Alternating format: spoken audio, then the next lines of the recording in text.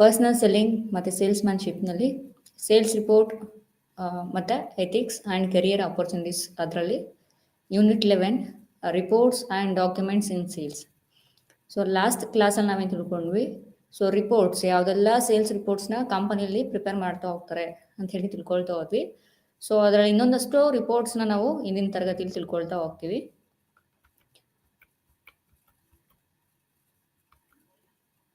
So ಮಾರಾಟ ವರದಿ ಅಂದರೆ ಮಾರಾಟ ದಾಖಲೆ. ಅಲ್ಲಿ ಏನು ಮಾಡ್ತೀವಿ ಅಂತ ಹೇಳಿದ್ರೆ ಮಾರಾಟ ಚಟುವಟಿಕೆಗಳ ಬಗ್ಗೆ ಎಲ್ಲನೂ ಸಹ ನಾವು ಏನು ಮಾಡ್ತೀವಿ, ಒಂದಷ್ಟು ದಾಖಲೆಯನ್ನು ಮೇಂಟೈನ್ ಮಾಡ್ತಾ ಹೋಗ್ತೀವಿ. ಅದಕ್ಕೆ ಮಾರಾಟ ದಾಖಲೆ ಅಥವಾ ಮಾರಾಟ ವರದಿ ಅಂತ ಹೇಳ್ತಾ ಹೋಗ್ತೀವಿ. ಸೊ ಈ ಮಾರಾಟ ವರದಿಯಲ್ಲಿ ತುಂಬ ವಿಧವಾದ ಮಾರಾಟ ವರದಿಗಳನ್ನು ಕಂಪನಿಯಲ್ಲಿ ಮೇಂಟೈನ್ ಮಾಡ್ತಾ ಹೋಗ್ತಾರೆ. ಸೊ ಅದರಲ್ಲಿ ಪ್ರಗತಿ ಅಥವಾ ಕರೆ ವರದಿ.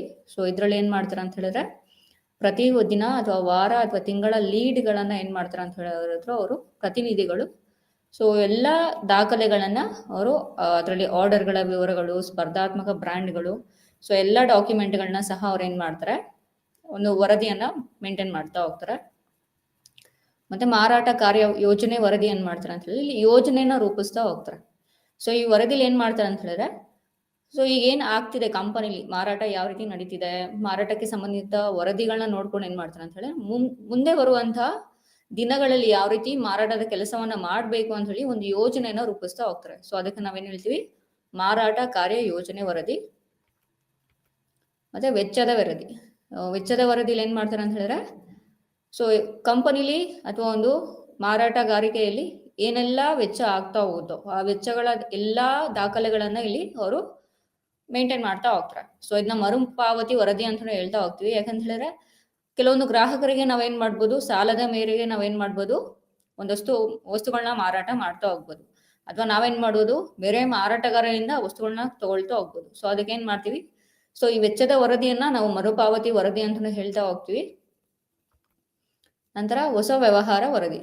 ಸೊ ಈ ಹೊಸ ವ್ಯವಹಾರ ವರದಿಯಲ್ಲಿ ಮುಂದೆ ಬರುವಂತ ಹೊಸ ನಿರೀಕ್ಷೆಗಳು, ಕಂಪನಿಯ ಕಾರ್ಯಕ್ಷಮತೆ ಅಂದ್ರೆ ಮಾರಾಟದ ಕಾರ್ಯಕ್ಷಮತೆಯನ್ನು ಹೆಚ್ಚಿಸೋದಕ್ಕೆ ಏನೆಲ್ಲ ಅವರು ಹೊಸ ನಿರೀಕ್ಷೆಗಳನ್ನ ರೂಪಿಸ್ತಾ ಹೋಗ್ಬೇಕಾಗುತ್ತೆ ಅಂತ ಹೇಳಿ ಒಂದು ಹೊಸ ವ್ಯವಹಾರ ವರದಿಯನ್ನು ರೂಪಿಸ್ತಾ ಹೋಗ್ತಾರೆ. ಅದಕ್ಕೆ ನಾವು ಹೊಸ ವ್ಯವಹಾರ ವರದಿ ಅಂತ ಹೇಳಿ ಹೇಳ್ತಾ ಹೋಗ್ತೀವಿ. ಸೊ ಇಲ್ಲಿ ಮೇನ್ ಆಗಿ ವ್ಯವಹಾರ ವರದಿ ಏನಕ್ಕೆ ಬೇಕಾಗುತ್ತೆ ಕಂಪನಿಗೆ ಅಂತ ಹೇಳಿದ್ರೆ ಹೊಸ ಗ್ರಾಹಕರನ್ನ ಆಕರ್ಷಿಸೋದಕ್ಕೆ. ಹೊಸ ಗ್ರಾಹಕರು ಬೇಕಾಗ್ತಾ ಹೋಗ್ತಾರಲ್ವಾ ಕಂಪನಿಗೆ. ಸೊ ಆ ಗ್ರಾಹಕರನ್ನ ಆಕರ್ಷಿಸೋಕೆ ಮತ್ತೆ ಇರುವಂತ ಗ್ರಾಹಕರನ್ನ ಅದೇ ಮಾರಾಟಗಾರಿಕೆಯಲ್ಲಿ ಅಥವಾ ಅದೇ ಕಂಪನಿಗೆ ಆಕರ್ಷಿಸೋದಕ್ಕೆ ಈ ಹೊಸ ವ್ಯವಹಾರ ವರದಿ ಕಂಪನಿಗೆ ಸಹಾಯ ಮಾಡ್ತಾ ಹೋಗುತ್ತೆ. ನಂತರ ನಷ್ಟ ಮಾರಾಟದ ವರದಿ.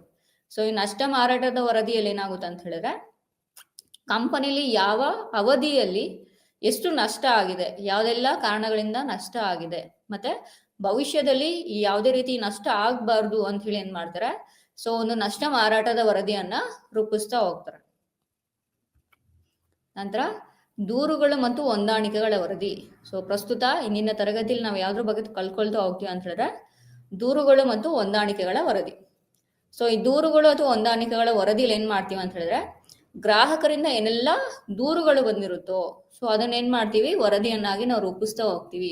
ಯಾಕಂದ್ರೆ ಎಲ್ಲಾ ಗ್ರಾಹಕರನ್ನು ಸಹ ನಾವು ತೃಪ್ತಿ ಪಡಿಸೋದಕ್ಕಾಗಲ್ಲ ಅಲ್ವಾ. ಸೊ ಗ್ರಾಹಕರು ಸಹ ದೂರುಗಳನ್ನ ನೀಡ್ತಾ ಹೋಗ್ತಾರೆ.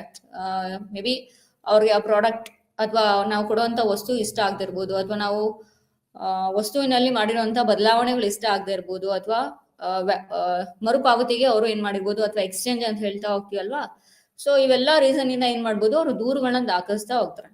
ಸೊ ಈ ದೂರುಗಳನ್ನ ನಾವು ಒಂದು ಕಡೆ ದಾಖಲಿಸಿದೀವಿ ಅಂತ ಹೇಳಿದ್ರೆ ಸೊ ನಮ್ಗೆ ಮುಂದೆ ಬರುವಂತ ಗ್ರಾಹಕರ ಮೆಂಟಾಲಿಟಿ ಅಥವಾ ಅವರ ಯೋಚನೆ ಯಾವ ರೀತಿ ಇರುತ್ತೆ ಅಂತ ಹೇಳಿ ಅನಲೈಸ್ ಮಾಡಿ ನಾವು ಫ್ಯೂಚರ್ಗೆ ಬೇಕಾದಂತ ಪ್ಲಾನ್ಗಳನ್ನ ರೂಪಿಸೋಕೆ ಈ ದೂರುಗಳು ಮತ್ತು ಹೊಂದಾಣಿಕೆಗಳ ವರದಿ ಕಂಪನಿಗೆ ಸಹಾಯ ಮಾಡ್ತಾ ಹೋಗುತ್ತೆ. ಸೊ ಇದು ಎಲ್ಲಾ ಪ್ರಮುಖ ದೂರುಗಳನ್ನು ಮತ್ತು ಸಂಬಂಧಿಸಿದ ನೀತಿಗಳಲ್ಲಿ ಮಾಡಿದ ಮಾರ್ಪಾಡುಗಳನ್ನು ದಾಖಲಿಸುತ್ತದೆ. ಸೊ ಸಂಸ್ಥೆಯಲ್ಲಿ ಇರುವಂತಹ ಉತ್ಪನ್ನಗಳು ಅಥವಾ ಸೇವೆಗಳಲ್ಲಿ ಏನಾದರೂ ಗ್ರಾಹಕರಿಗೆ ಮಾರ್ಪಾಡುಗಳು ಕಂಡು ಬಂದಲ್ಲಿ ಅಥವಾ ಅವರಿಗೆ ಆ ವಸ್ತುಗಳು ಯಾವುದೇ ರೀತಿ ತೃಪ್ತಿದಾಯಕವಾಗಿದ್ದಲ್ಲಿ ದೂರುಗಳನ್ನ ಗ್ರಾಹಕರು ಮಾರಾಟಗಾರರಿಗೆ ನೀಡ್ತಾ ಹೋಗ್ತಾರೆ. ಸೊ ಮಾರಾಟಗಾರರಿಂದ ರಚಿಸಲಾದ ವರದಿಯನ್ನು ಯಾರು ಮೌಲ್ಯಮಾಪನ ಮಾಡ್ತಾ ಹೋಗ್ತಾರೆ ಅಂತ ಹೇಳಿದ್ರೆ ಉನ್ನತ ಅಧಿಕಾರಿಗಳು. ಸೊ ಕಂಪನಿಲಿ ಉನ್ನತ ಅಧಿಕಾರಿಗಳು ಇರ್ತಾ ಹೋಗ್ತಾರಲ್ಲ, ಅವ್ರು ಏನ್ ಮಾಡ್ತಾರೆ ಅಂತ ಹೇಳಿದ್ರೆ ಈ ದೂರುಗಳನ್ನ ಮೌಲ್ಯಮಾಪನ ಮಾಡ್ತಾ ಹೋಗ್ತಾರೆ. ಯಾವ ಕಾರಣದಿಂದ ಗ್ರಾಹಕ ದೂರು ಕೊಟ್ಟಿದ್ದಾರೆ, ಸೊ ಅದನ್ನ ಯಾವ ರೀತಿ ಅದಕ್ಕೆ ಬೇಕಾಗಿರುವಂಥ ಸಲಹೆಗಳೇನು ಅಥವಾ ಅದಕ್ಕೆ ಬೇಕಾದಂಥ ಪರಿಹಾರಗಳೇನು ಅಂತ ಹೇಳಿ ಸೊ ಇಲ್ಲಿ ಉನ್ನತ ಅಧಿಕಾರಿಗಳು ವಿಶ್ಲೇಷಣೆ ಮಾಡ್ತಾ ಹೋಗ್ತಾರೆ. ದೂರು ಹೊಂದಾಣಿಕೆ ಮತ್ತು ಮಾರಾಟ ಪ್ರತಿನಿಧಿಗೆ ಸಂಬಂಧಿಸಿದ ಎಲ್ಲಾ ದೂರುಗಳಿಗೆ ಖರ್ಚು ಮಾಡಲಾಗುತ್ತದೆ ಮತ್ತು ವರದಿಯಲ್ಲಿ ಅಸ್ತಿತ್ವದಲ್ಲಿರುವಂತಹ ಮಾಹಿತಿಯಿಂದ ಕೆಲಸವನ್ನು ವಿಶ್ಲೇಷಿಸಲಾಗುತ್ತದೆ. ನಿರ್ದಿಷ್ಟ ರೂಪದಲ್ಲಿ ಕಾರಣಗಳು, ಷರತ್ತುಗಳು ಈ ದಾಖಲೆಯಲ್ಲಿ ಉಲ್ಲೇಖಿಸಲಾಗಿದೆ. ಮತ್ತೆ ಸಮಸ್ಯೆಯನ್ನು ಬಗೆಹರಿಸುವ ಕ್ರಮಗಳು, ಪರಿಹಾರ, ಕುಂದುಕೊರತೆಗಳು ಮತ್ತು ದೂರುಗಳು ಉನ್ನತ ಮಟ್ಟದ ವಿಷಯಗಳನ್ನು ಏನ್ ಮಾಡ್ತಾರೆ ಅಂತ ಹೇಳಿದ್ರೆ ಈ ದಾಖಲೆ ದೂರುಗಳಲ್ಲಿ ಅಥವಾ ದೂರು ದಾಖಲೆಗಳಲ್ಲಿ ದಾಖಲಿಸ್ತಾ ಹೋಗ್ತಾರೆ. ಸೊ ಹೊಂದಾಣಿಕೆ ವರದಿಯು ಕುಂದುಕೊರತೆಗೆ ಸಂಬಂಧಿಸಿದಂತೆ ನೀಡಿದ ಪ್ರತಿಕ್ರಿಯೆ ಮಾಹಿತಿಯನ್ನು ಒಳಗೊಂಡಿದೆ. ದೂರುಗಳ ವರದಿಯಲ್ಲಿ ಏನ್ ಮಾಡ್ತಾರೆ ಅಂತ ಹೇಳಿದ್ರೆ ಕಾರಣಗಳೇನು ಮತ್ತೆ ಯಾವ ಷರತ್ತಿನಿಂದ ಅಥವಾ ಅದಕ್ಕೆ ಬೇಕಾಗಿರುವಂತಹ ಕ್ರಮಗಳೇನು ಅಂತ ಹೇಳಿ ದೂರು ವರದಿಯಲ್ಲಿ ಅವರು ದಾಖಲಿಸ್ತಾ ಹೋಗ್ತಾರೆ. ಹೊಂದಾಣಿಕೆ ವರದಿಯಲ್ಲಿ ಏನ್ ಮಾಡ್ತಾರೆ ಅಂತ ಹೇಳಿದ್ರೆ ಯಾವ ರೀತಿ ಅವರು ಪ್ರತಿಕ್ರಿಯೆ ಮಾಡಿದ್ರು. ಉದಾಹರಣೆಗೆ ಒಬ್ಬ ಗ್ರಾಹಕ ಒಂದು ವಸ್ತುನ ಖರೀದಿ ಮಾಡಿರ್ತಾರೆ ಮಾರಾಟಗಾರನಿಂದ. ಸೊ ಮಾರಾಟಗಾರನಿಗೆ ತಲುಪಿಸೋದು ವಿಳಂಬ ಆಗಿದೆ ಅಂತ ಹೇಳಿ ಏನ್ ಮಾಡ್ತಾರೆ, ಗ್ರಾಹಕ ಆ ವಸ್ತುವಿನ ರಿಟರ್ನ್ ಮಾಡ್ಬೇಕು ಅಂತ ಹೇಳಿ ದಾಖಲೆ ನೀಡ್ತಾ ಹೋಗ್ತಾರೆ, ಅಂದ್ರೆ ದೂರು ಕೊಡ್ತಾ ಹೋಗ್ತಾರೆ. ದೂರು ಕೊಟ್ಟಾದ್ಮೇಲೆ ಏನ್ ಮಾಡ್ತಾರೆ, ಕಂಪನಿಯವರು ಅಥವಾ ಮಾರಾಟಗಾರ ಏನ್ ಮಾಡ್ತಾರೆ ಅದಕ್ಕೆ ಯಾವ ರೀತಿ ಪ್ರತಿಕ್ರಿಯೆ ಮಾಡ್ತಾರೆ.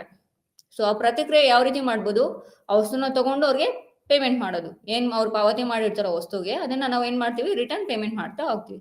ಸೊ ಆ ರೀತಿ ಹೊಂದಾಣಿಕೆ ವರದಿ ಅಂತ ಹೇಳಿದ್ರೆ ಅವರು ದೂರುಗಳಿಗೆ ಸಂಬಂಧಿಸಿದಂತೆ ಯಾವ ರೀತಿ ಕಂಪನಿ ಪ್ರತಿಕ್ರಿಯೆ ನೀಡ್ತಾ ಹೋಯ್ತು ಅನ್ನೋದೇ ಹೊಂದಾಣಿಕೆ ವರದಿ. ಸೊ ದೂರು ಮತ್ತು ಹೊಂದಾಣಿಕೆ ವರದಿ ಸೊ ಎರಡೂ ಸಹ ಇಂಟರ್ ರಿಲೇಟೆಡ್ ಅಂತ ಹೇಳ್ತಾ ಹೋಗ್ಬೋದು. ದೂರುಗಳಲ್ಲಿ ಏನ್ ಮಾಡ್ತೀವಿ, ದೂರುಗಳ ವರದಿಯಲ್ಲಿ ಏನೆಲ್ಲ ದೂರುಗಳು ಕೊಟ್ಟಿರ್ತಾರೋ ಅದನ್ನ ನಾವು ಆ ಮಾಹಿತಿಯನ್ನ ಮಾತ್ರ ಅಲ್ಲಿ ನಾವು ದಾಖಲಿಸ್ತಾ ಹೋಗ್ತೀವಿ. ಹೊಂದಾಣಿಕೆಗಳ ವರದಿಯಲ್ಲಿ ಏನ್ ಮಾಡ್ತೀವಿ ಅಂತ ಹೇಳಿದ್ರೆ ಸೊ ಅಲ್ಲಿ ಯಾವ ರೀತಿ ಕಂಪನಿ ಪ್ರತಿಕ್ರಿಯೆ ಮಾಡ್ತು, ಅಂದ್ರೆ ಅವ್ರಿಗೆ ಯಾವ ರೀತಿ ಪರಿಹಾರ ನೀಡ್ತಾ ಹೋಯ್ತು ಕಂಪನಿ ಅಂತ ಹೇಳಿ ಸೊ ಹೊಂದಾಣಿಕೆ ವರದಿಯಲ್ಲಿ ನಾವು ಮಾಹಿತಿಯನ್ನ ದಾಖಲೆ ಮಾಡ್ತಾ ಹೋಗ್ತೀವಿ. ಈ ದೂರಿನ ಪತ್ರವು ವಿನಂತಿಯ ಬಗ್ಗೆ ವಿವರಗಳನ್ನ ಒಳಗೊಂಡಿದೆ. ಮತ್ತೆ ಹಾನಿಗೊಳಗಾದ ಅಥವಾ ದೋಷಪೂರಿತ ಉತ್ಪನ್ನಗಳ ಪರಿಹಾರ ಅಥವಾ ಮರುಪಾವತಿಗಾಗಿ ಗ್ರಾಹಕರು ಮತ್ತು ಕೆಟ್ಟ ಸೇವೆಗಳಿರ್ಬೋದು ಅಥವಾ ಯಾವುದೇ ಸೇವೆಯನ್ನು ಗ್ರಾಹಕರಿಗೆ ತಲುಪುವಲ್ಲಿ ವಿಳಂಬವಾಗಿದೆ ಅಂದಲ್ಲಿ ಸೊ ಅಲ್ಲಿ ವೈಯಕ್ತಿಕ ದೂರುಗಳು ಕಂಪನಿಗೆ ಬರ್ತಾ ಹೋಗುತ್ತದೆ. ಈ ದೂರುಗಳು ಮತ್ತು ಹೊಂದಾಣಿಕೆ ವರದಿಗಳಲ್ಲಿ ಈ ಎಲ್ಲಾ ದಾಖಲೆಗಳನ್ನ ಅಥವಾ ದೂರುಗಳನ್ನ ದಾಖಲಿಸ್ತಾ ಹೋಗ್ತಾರೆ. ಸೊ ಏನಕ್ಕೋಸ್ಕರ ಇದನ್ನ ದಾಖಲೆ ಮಾಡ್ತಾ ಹೋಗ್ಬೇಕು ಅಂದ್ರೆ ವರದಿಯನ್ನ ನಾವು ಮೇಂಟೈನ್ ಮಾಡ್ಬೇಕು ಅಂತ ಹೇಳಿದ್ರೆ ಮುಂದೆ ಬರುವಂತ ಪರಿಣಾಮಕಾರಿ ಸಂದರ್ಭಗಳಿಗಾಗಿ.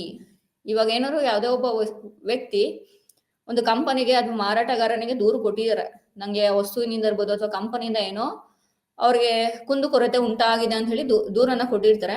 ಸೊ ಅದಕ್ಕೆ ಕಂಪನಿ ಯಾವುದೇ ರೀತಿ ಆಕ್ಷನ್ ತಗೊಂಡಿಲ್ಲ ಅಂತ ಹೇಳಿದ್ರೆ, ಅಂದ್ರೆ ಅವ್ರಿಗೆ ಸರಿಯಾಗಿ ಪರಿಹಾರ ಕೊಟ್ಟಿಲ್ಲ ಅಂತ ಹೇಳಿದ್ರೆ ಅಥವಾ ಪ್ರತಿಕ್ರಿಯೆ ಕೊಟ್ಟಿಲ್ಲ ಅಂತ ಹೇಳಿದ್ರೆ ಏನಾಗುತ್ತೆ ಅಂತ ಹೇಳಿದ್ರೆ ಆ ಗ್ರಾಹಕ ಕಂಪನಿಯ ಮೇಲೆ ಒಂದು ನೆಗೆಟಿವ್ ಇಂಪ್ಯಾಕ್ಟ್ ನ ಕ್ರಿಯೇಟ್ ಮಾಡ್ತಾ ಹೋಗ್ತಾರೆ ಅಂತ ಹೇಳಿದ್ರೆ ಇಡೀ ಸಮಾಜಕ್ಕೆ ಏನ್ ಮಾಡ್ಬೋದು, ಆ ಕಂಪನಿ ವಸ್ತುಗಳನ್ನ ತಗೊಂಬಿಡಿ ಅಥವಾ ಕಂಪನಿ ನನಗೆ ಯಾವುದೇ ರೀತಿ ಮೋಸ ಮಾಡಿದೆ ಅಂತ ಹೇಳಿ ಏನ್ ಮಾಡ್ಬೋದು, ಕಂಪನಿಯ ಭವಿಷ್ಯದ ಮೇಲೆ ಅದು ಪ್ರಭಾವ ಬೀಳ್ತಾ ಹೋಗ್ಬೋದು. ಸೊ ಅದರಿಂದ ಏನ್ ಮಾಡ್ಬೇಕಾಗುತ್ತೆ, ಔಪಚಾರಿಕ ನಿರ್ವಹಣೆ ಮಾಡ್ತಾ ಹೋಗ್ಬೇಕಾಗುತ್ತೆ. ಅಫಿಷಿಯಲ್ ಆಗಿ ಏನ್ ಮಾಡ್ಬೇಕಾಗುತ್ತೆ, ಈ ದೂರುಗಳನ್ನ ಕಂಪನಿಯು ಸಾಲ್ವ್ ಮಾಡ್ಕೊಳ್ತಾ ಹೋಗ್ಬೇಕಾಗುತ್ತೆ. ಸೊ ಇದು ರಾಜತಾಂತ್ರಿಕತೆ ಇರ್ಬೋದು ಅಥವಾ ಔಪಚಾರಿಕ ಕುಂದುಕೊರತೆಗಳ ಬಗ್ಗೆ ಸೊ ದಿನಾಂಕಗಳು ಮತ್ತು ನಿರ್ದೇಶನಗಳಿಗೆ ಸಂಬಂಧಿಸಿದಂತೆ ಒಂದು ದಾಖಲೆಯನ್ನ ರೂಪಿಸ್ತಾ ಹೋದ್ರೆ ಕಂಪನಿ ಏನ್ ಮಾಡ್ಬೋದು, ಘನತೆಯನ್ನ ಕಾಪಾಡಿಕೊಳ್ತಾ ಹೋಗ್ಬೋದು. ಅಂದ್ರೆ ಕಂಪನಿ ತನ್ನ ಪ್ರೆಸ್ಟೀಜ್ ಅನ್ನ ಉಳಿಸ್ಕೊಬೇಕು ಅಂತ ಹೇಳಿದ್ರೆ ಏನ್ ಮಾಡ್ಬೇಕಾಗುತ್ತೆ, ಈ ದೂರುಗಳಿಗೆ ಸರಿಯಾಗಿ ಪ್ರತಿಕ್ರಿಯೆ ನೀಡ್ತಾ ಹೋಗ್ಬೇಕಾಗುತ್ತೆ. ಈ ದೂರುಗಳ ಪ್ರತಿಕ್ರಿಯೆ ಜೊತೆಗೆ ಅವರು ಮಾಹಿತಿಯನ್ನ ಸಂಗ್ರಹಿಸ್ತಾ ಹೋಗ್ಬೇಕಾಗುತ್ತೆ. ಅದು ಯಾವ ರೀತಿ ಇರ್ಬೇಕು ಅಂತ ಹೇಳಿದ್ರೆ ದಿನಾಂಕಗಳ ಮೇಲೆ ಏನ್ ಮಾಡ್ಬೇಕಾಗುತ್ತೆ, ಅವರು ವರದಿಯನ್ನು ರೂಪಿಸ್ತಾ ಹೋಗ್ಬೇಕಾಗುತ್ತೆ. ಮತ್ತೆ ಸೊ ಆದಷ್ಟು ಔಪಚಾರಿಕವಾಗಿ ಆ ದೂರುಗಳಿಗೆ ಪ್ರತಿಕ್ರಿಯೆಯನ್ನ ಕಂಪನಿ ನೀಡ್ತಾ ಹೋಗ್ಬೇಕಾಗುತ್ತೆ. ಸೊ ಈ ದೂರು ವರದಿಯನ್ನ ದಾಖಲಿಸ್ಬೇಕಾದ್ರೆ ಪ್ರತಿನಿಧಿ ಅಥವಾ ಮಾರಾಟಗಾರ ಏನೆಲ್ಲ ಅಂಶಗಳನ್ನ ದಾಖಲೆಯಲ್ಲಿ ಮೇಂಟೈನ್ ಮಾಡಬೇಕು ಅಥವಾ ದಾಖಲಿಸ್ತಾ ಹೋಗ್ಬೇಕು ಅಂತ ಹೇಳಿದ್ರೆ, ಒಂದನೇದಾಗಿ ಸಮಸ್ಯೆಯ ವಿವರಣೆ. ಸೊ ಕಂಪ್ಲೀಟ್ ಆಗಿ ಏನ್ ಮಾಡ್ಬೇಕಾಗುತ್ತೆ, ವಿತ್ ಪ್ರೂಫ್ ಅಂದ್ರೆ ಸಾಕ್ಷ್ಯದೊಂದಿಗೆ ಏನ್ ಮಾಡ್ಬೇಕಾಗುತ್ತೆ, ಸಮಸ್ಯೆಯ ವಿವರಣೆಯನ್ನ ನೀಡ್ತಾ ಹೋಗ್ಬೇಕಾಗುತ್ತೆ. ಮತ್ತೆ ಕುಂದುಕೊರತೆಗಳು ಅಥವಾ ದೂರುಗಳನ್ನು ದಾಖಲಿಸಲು ಯಾವ ಕಾರಣವು ಆದ್ಯತೆಯಾಗಿದೆ, ಯಾವ ರೀಸನ್ ಇಂದ ದೂರುಗಳನ್ನ ಅವರು ತಗೊಳ್ತೀರ ಅನ್ನೋದನ್ನ ಅವರು ಅಲ್ಲಿ ಮಾಹಿತಿಯನ್ನ ನೀಡ್ತಾ ಹೋಗ್ಬೇಕಾಗುತ್ತೆ. ನಂತರ ಬೇಡಿಕೆ ಇರುವ ಪರಿಹಾರ ಅಥವಾ ಯಾವುದೇ ರೀತಿಯ ಪರಿಹಾರವನ್ನು ಇದರಲ್ಲಿ ನಮೂದಿಸಬೇಕು. ಸೊ ದೂರು ವರದಿಯಲ್ಲಿ ಯಾವ ದೂರಿನಿಂದ ಅಥವಾ ಯಾವ ದೂರುಗಳನ್ನ ಆಧರಿಸಿ ಅಥವಾ ಯಾವ ಕಾರಣದಿಂದ ದೂರನ್ನು ತಗೊಳ್ತೀರ ಅಂತ ಹೇಳಿ ಉಲ್ಲೇಖಿಸಬೇಕಾಗ್ತಾ ಹೋಗುತ್ತೆ. ನಂತರ ಸಮಸ್ಯೆ, ಯಾವ ಸಮಸ್ಯೆಯಿಂದ ಅವರು ದೂರನ್ನ ತಗೊಳ್ತಿದ್ದಾರೆ ಅದು ವಿತ್ ಪ್ರೂಫ್ ಜೊತೆಗೆ ಕೊಡ್ತಾ ಹೋಗ್ಬೇಕಾಗುತ್ತೆ. ನಂತರ ಬೇಡಿಕೆ ಇರುವ ಪರಿಹಾರ, ಯಾವ ರೀತಿ ಗ್ರಾಹಕ ಪರಿಹಾರಕ್ಕೋಸ್ಕರ ಅವರು ಬೇಡಿಕೆ ಕೊಟ್ಟಿದ್ದಾರೆ, ಮತ್ತೆ ಕಂಪನಿ ಯಾವುದೇ ರೀತಿಯ ಪರಿಹಾರ ನೀಡೋದಾದ್ರೆ ಅದನ್ನು ಸಹ ಅಲ್ಲಿ ನಮೂದಿಸ್ತಾ ಹೋಗ್ಬೇಕಾಗುತ್ತೆ. ಮತ್ತೆ ವಿನಂತಿಯನ್ನು ಸ್ವೀಕರಿಸಲು ಮತ್ತು ಮಂಜೂರು ಮಾಡಲು ಕಾರಣ, ಯಾವ ರೀಸನ್ ಇಂದ ಅವರ ರಿಕ್ವೆಸ್ಟ್ ನಾವು ತಗೊಳ್ತೀವಿ ಅಂದ್ರೆ ಅವ್ರ ದೂರು ದಾಖಲೆ ಪತ್ರವನ್ನ ತಗೊಳ್ತಿದೀವಿ ಅಂತ ಹೇಳಿ ಸಹ ಮೆನ್ಷನ್ ಮಾಡ್ತಾ ಹೋಗ್ಬೇಕಾಗುತ್ತೆ. ನಂತರ ಹೆಚ್ಚು ವಿವರವಾದ ಮತ್ತು ರಚನಾತ್ಮಕವಾದಂತ ವರದಿ ಮಾಡ್ತಾ ಹೋಗ್ಬೇಕಾಗುತ್ತೆ. ನಾವು ಬರೀ 4-5 ವಾಕ್ಯದಲ್ಲಿ ಬರೆಯೋದಲ್ಲ, ಕಂಪ್ಲೀಟ್ ಆಗಿ ಏನ್ ಮಾಡ್ಬೇಕಾಗುತ್ತೆ, ಯಾವ ರೀಸನ್ ಅಥವಾ ಯಾವ ಡೇಟ್ ಅಲ್ಲಿ ಅವ್ರಿಗೆ ಪ್ರಾಬ್ಲಮ್ ಸ್ಟಾರ್ಟ್ ಆಯ್ತು, ಮತ್ತೆ ಕಂಪ್ಲೀಟ್ ಆಗಿ ಡೀಟೇಲ್ಡ್ ರಿಪೋರ್ಟ್ ನ ಅಥವಾ ಕಂಪ್ಲೀಟ್ ಆದಂತಹ ಒಂದು ವಿವರವಾದಂತಹ ವರದಿಯನ್ನು ಅಲ್ಲಿ ಕೊಡ್ತಾ ಹೋಗ್ಬೇಕಾಗುತ್ತೆ. ಮತ್ತೆ ಸೇವೆಗೆ ಸಂಬಂಧಿಸಿದ ಸಲಹೆಗಳು ಅಥವಾ ಪ್ರತಿಕ್ರಿಯೆಯನ್ನು ಅಂತಿಮ ಹಂತದಲ್ಲಿ ನಮೂದಿಸ್ತಾ ಹೋಗ್ಬೇಕಾಗುತ್ತೆ. ಸೊ ಗ್ರಾಹಕರನ್ನು ಕಳೆದುಕೊಳ್ಳುವಂತಹ ಪರಿಣಾಮಗಳ ಬಗ್ಗೆ ಸಂಸ್ಥೆಗೆ ಅರಿವು ಮೂಡಿಸುವುದು ಅಥವಾ ಉದ್ಯಮದಲ್ಲಿ ಖ್ಯಾತಿ ಪಡೆಯಲು ಈ ದೂರು ದಾಖಲೆ ವರದಿ ಸಹಾಯ ಮಾಡ್ತಾ ಹೋಗುತ್ತೆ. ಸೊ ದೂರದ ವರದಿಯನ್ನು ತಗೊಬೇಕಂತ ಹೇಳಿದ್ರೆ ಪ್ರತಿನಿಧಿ ಅಥವಾ ಮಾರಾಟಗಾರ ಏನ್ ಮಾಡ್ಬೇಕಂತ ಹೇಳಿದ್ರೆ, ಗ್ರಾಹಕರಿಂದ ಯಾವ ದೂರುಗಳನ್ನ ಆಧರಿಸಿ ದೂರುಗಳನ್ನ ತಗೊಳ್ತೀಯಾರೋ, ಅಂದ್ರೆ ಯಾವ್ದು ಆದ್ಯತೆ ಆಗಿರುತ್ತದೋ, ಅಂದ್ರೆ ಯಾವ್ದು ಇಂಪಾರ್ಟೆಂಟ್ ಆಗಿರುತ್ತೋ ಆ ದೂರುಗಳನ್ನ ಮಾತ್ರ ತಗೊಳ್ತಾ ಹೋಗ್ಬೇಕಾಗುತ್ತೆ. ಮತ್ತೆ ಸಮಸ್ಯೆ, ಅವರ ಸಮಸ್ಯೆ ಏನು ಅದನ್ನ ಅವರು ವಿತ್ ಪ್ರೂಫ್ ಸಾಕ್ಷ್ಯದೊಂದಿಗೆ ಏನ್ ಮಾಡ್ಬೇಕಾಗುತ್ತೆ, ನಮೂದಿಸ್ತಾ ಹೋಗ್ಬೇಕಾಗುತ್ತೆ. ನಂತರ ಬೇಡಿಕೆ ಇರುವಂತ ಪರಿಹಾರ, ಗ್ರಾಹಕ ಯಾವ ಬೇಡಿಕೆಯನ್ನಿಟ್ಟು ದೂರನ್ನ ನೀಡ್ತಿದ್ದಾರೆ ಅನ್ನೋದನ್ನ ಸಹ ಅಲ್ಲಿ ಮೆನ್ಷನ್ ಮಾಡ್ತಾ ಹೋಗ್ಬೇಕಾಗುತ್ತೆ. ನಂತರ ವಿನಂತಿಯನ್ನು ಸ್ವೀಕರಿಸಲು ಅಥವಾ ಮಂಜೂರು ಮಾಡಲು ಕಾರಣ, ಯಾವ ಕಾರಣದಿಂದ ಕಂಪನಿಯು ವಿನಂತಿಯನ್ನು ಸ್ವೀಕರಿಸ್ತಿದ್ದಾರೆ ಅಂತನೂ ಸಹ ಅಲ್ಲಿ ನಾವು ಉಲ್ಲೇಖಿಸ್ತಾ ಹೋಗ್ಬೇಕಾಗುತ್ತೆ. ಮತ್ತು ಹೆಚ್ಚು ವಿವರವಾದ ಮತ್ತು ರಚನಾತ್ಮಕವಾದಂತಹ ವರದಿಯನ್ನು ನೀಡ್ತಾ ಹೋಗ್ಬೇಕಾಗುತ್ತೆ. ಸೊ ಅಂತಿಮವಾಗಿ ಏನ್ ಮಾಡ್ಬೇಕಾಗುತ್ತೆ ಅಂತ ಹೇಳಿದ್ರೆ, ಸೇವೆಗೆ ಸಂಬಂಧಿಸಿದ ಸಲಹೆ ಅಥವಾ ಪ್ರತಿಕ್ರಿಯೆಯನ್ನು ಸಹ ಅವರು ನಮೂದಿಸ್ತಾ ಹೋಗ್ಬೇಕಾಗುತ್ತೆ. ಸೊ ಇಷ್ಟು ಅಂಶಗಳನ್ನ ಒಂದು ದೂರು ದಾಖಲೆ ಅಥವಾ ಹೊಂದಾಣಿಕೆ ವರದಿಯಲ್ಲಿ ಪ್ರತಿನಿಧಿಯು ದಾಖಲಿಸ್ತಾ ಹೋಗ್ಬೇಕಾಗುತ್ತೆ. ಸೊ ಈ ಹೊಂದಾಣಿಕೆ ವರದಿಗಳು ಮೂಲತಃ ಸೂಚಿಸಲಾದಂತಹ ಪರಿಹಾರಗಳು ಅಥವಾ ಇದಕ್ಕೆ ಸಂಬಂಧಿಸಿದಂತೆ ನೀಡಿದ ಪ್ರತಿಕ್ರಿಯೆಗಳ ದೂರುಗಳ ದಾಖಲಾಗಿವೆ.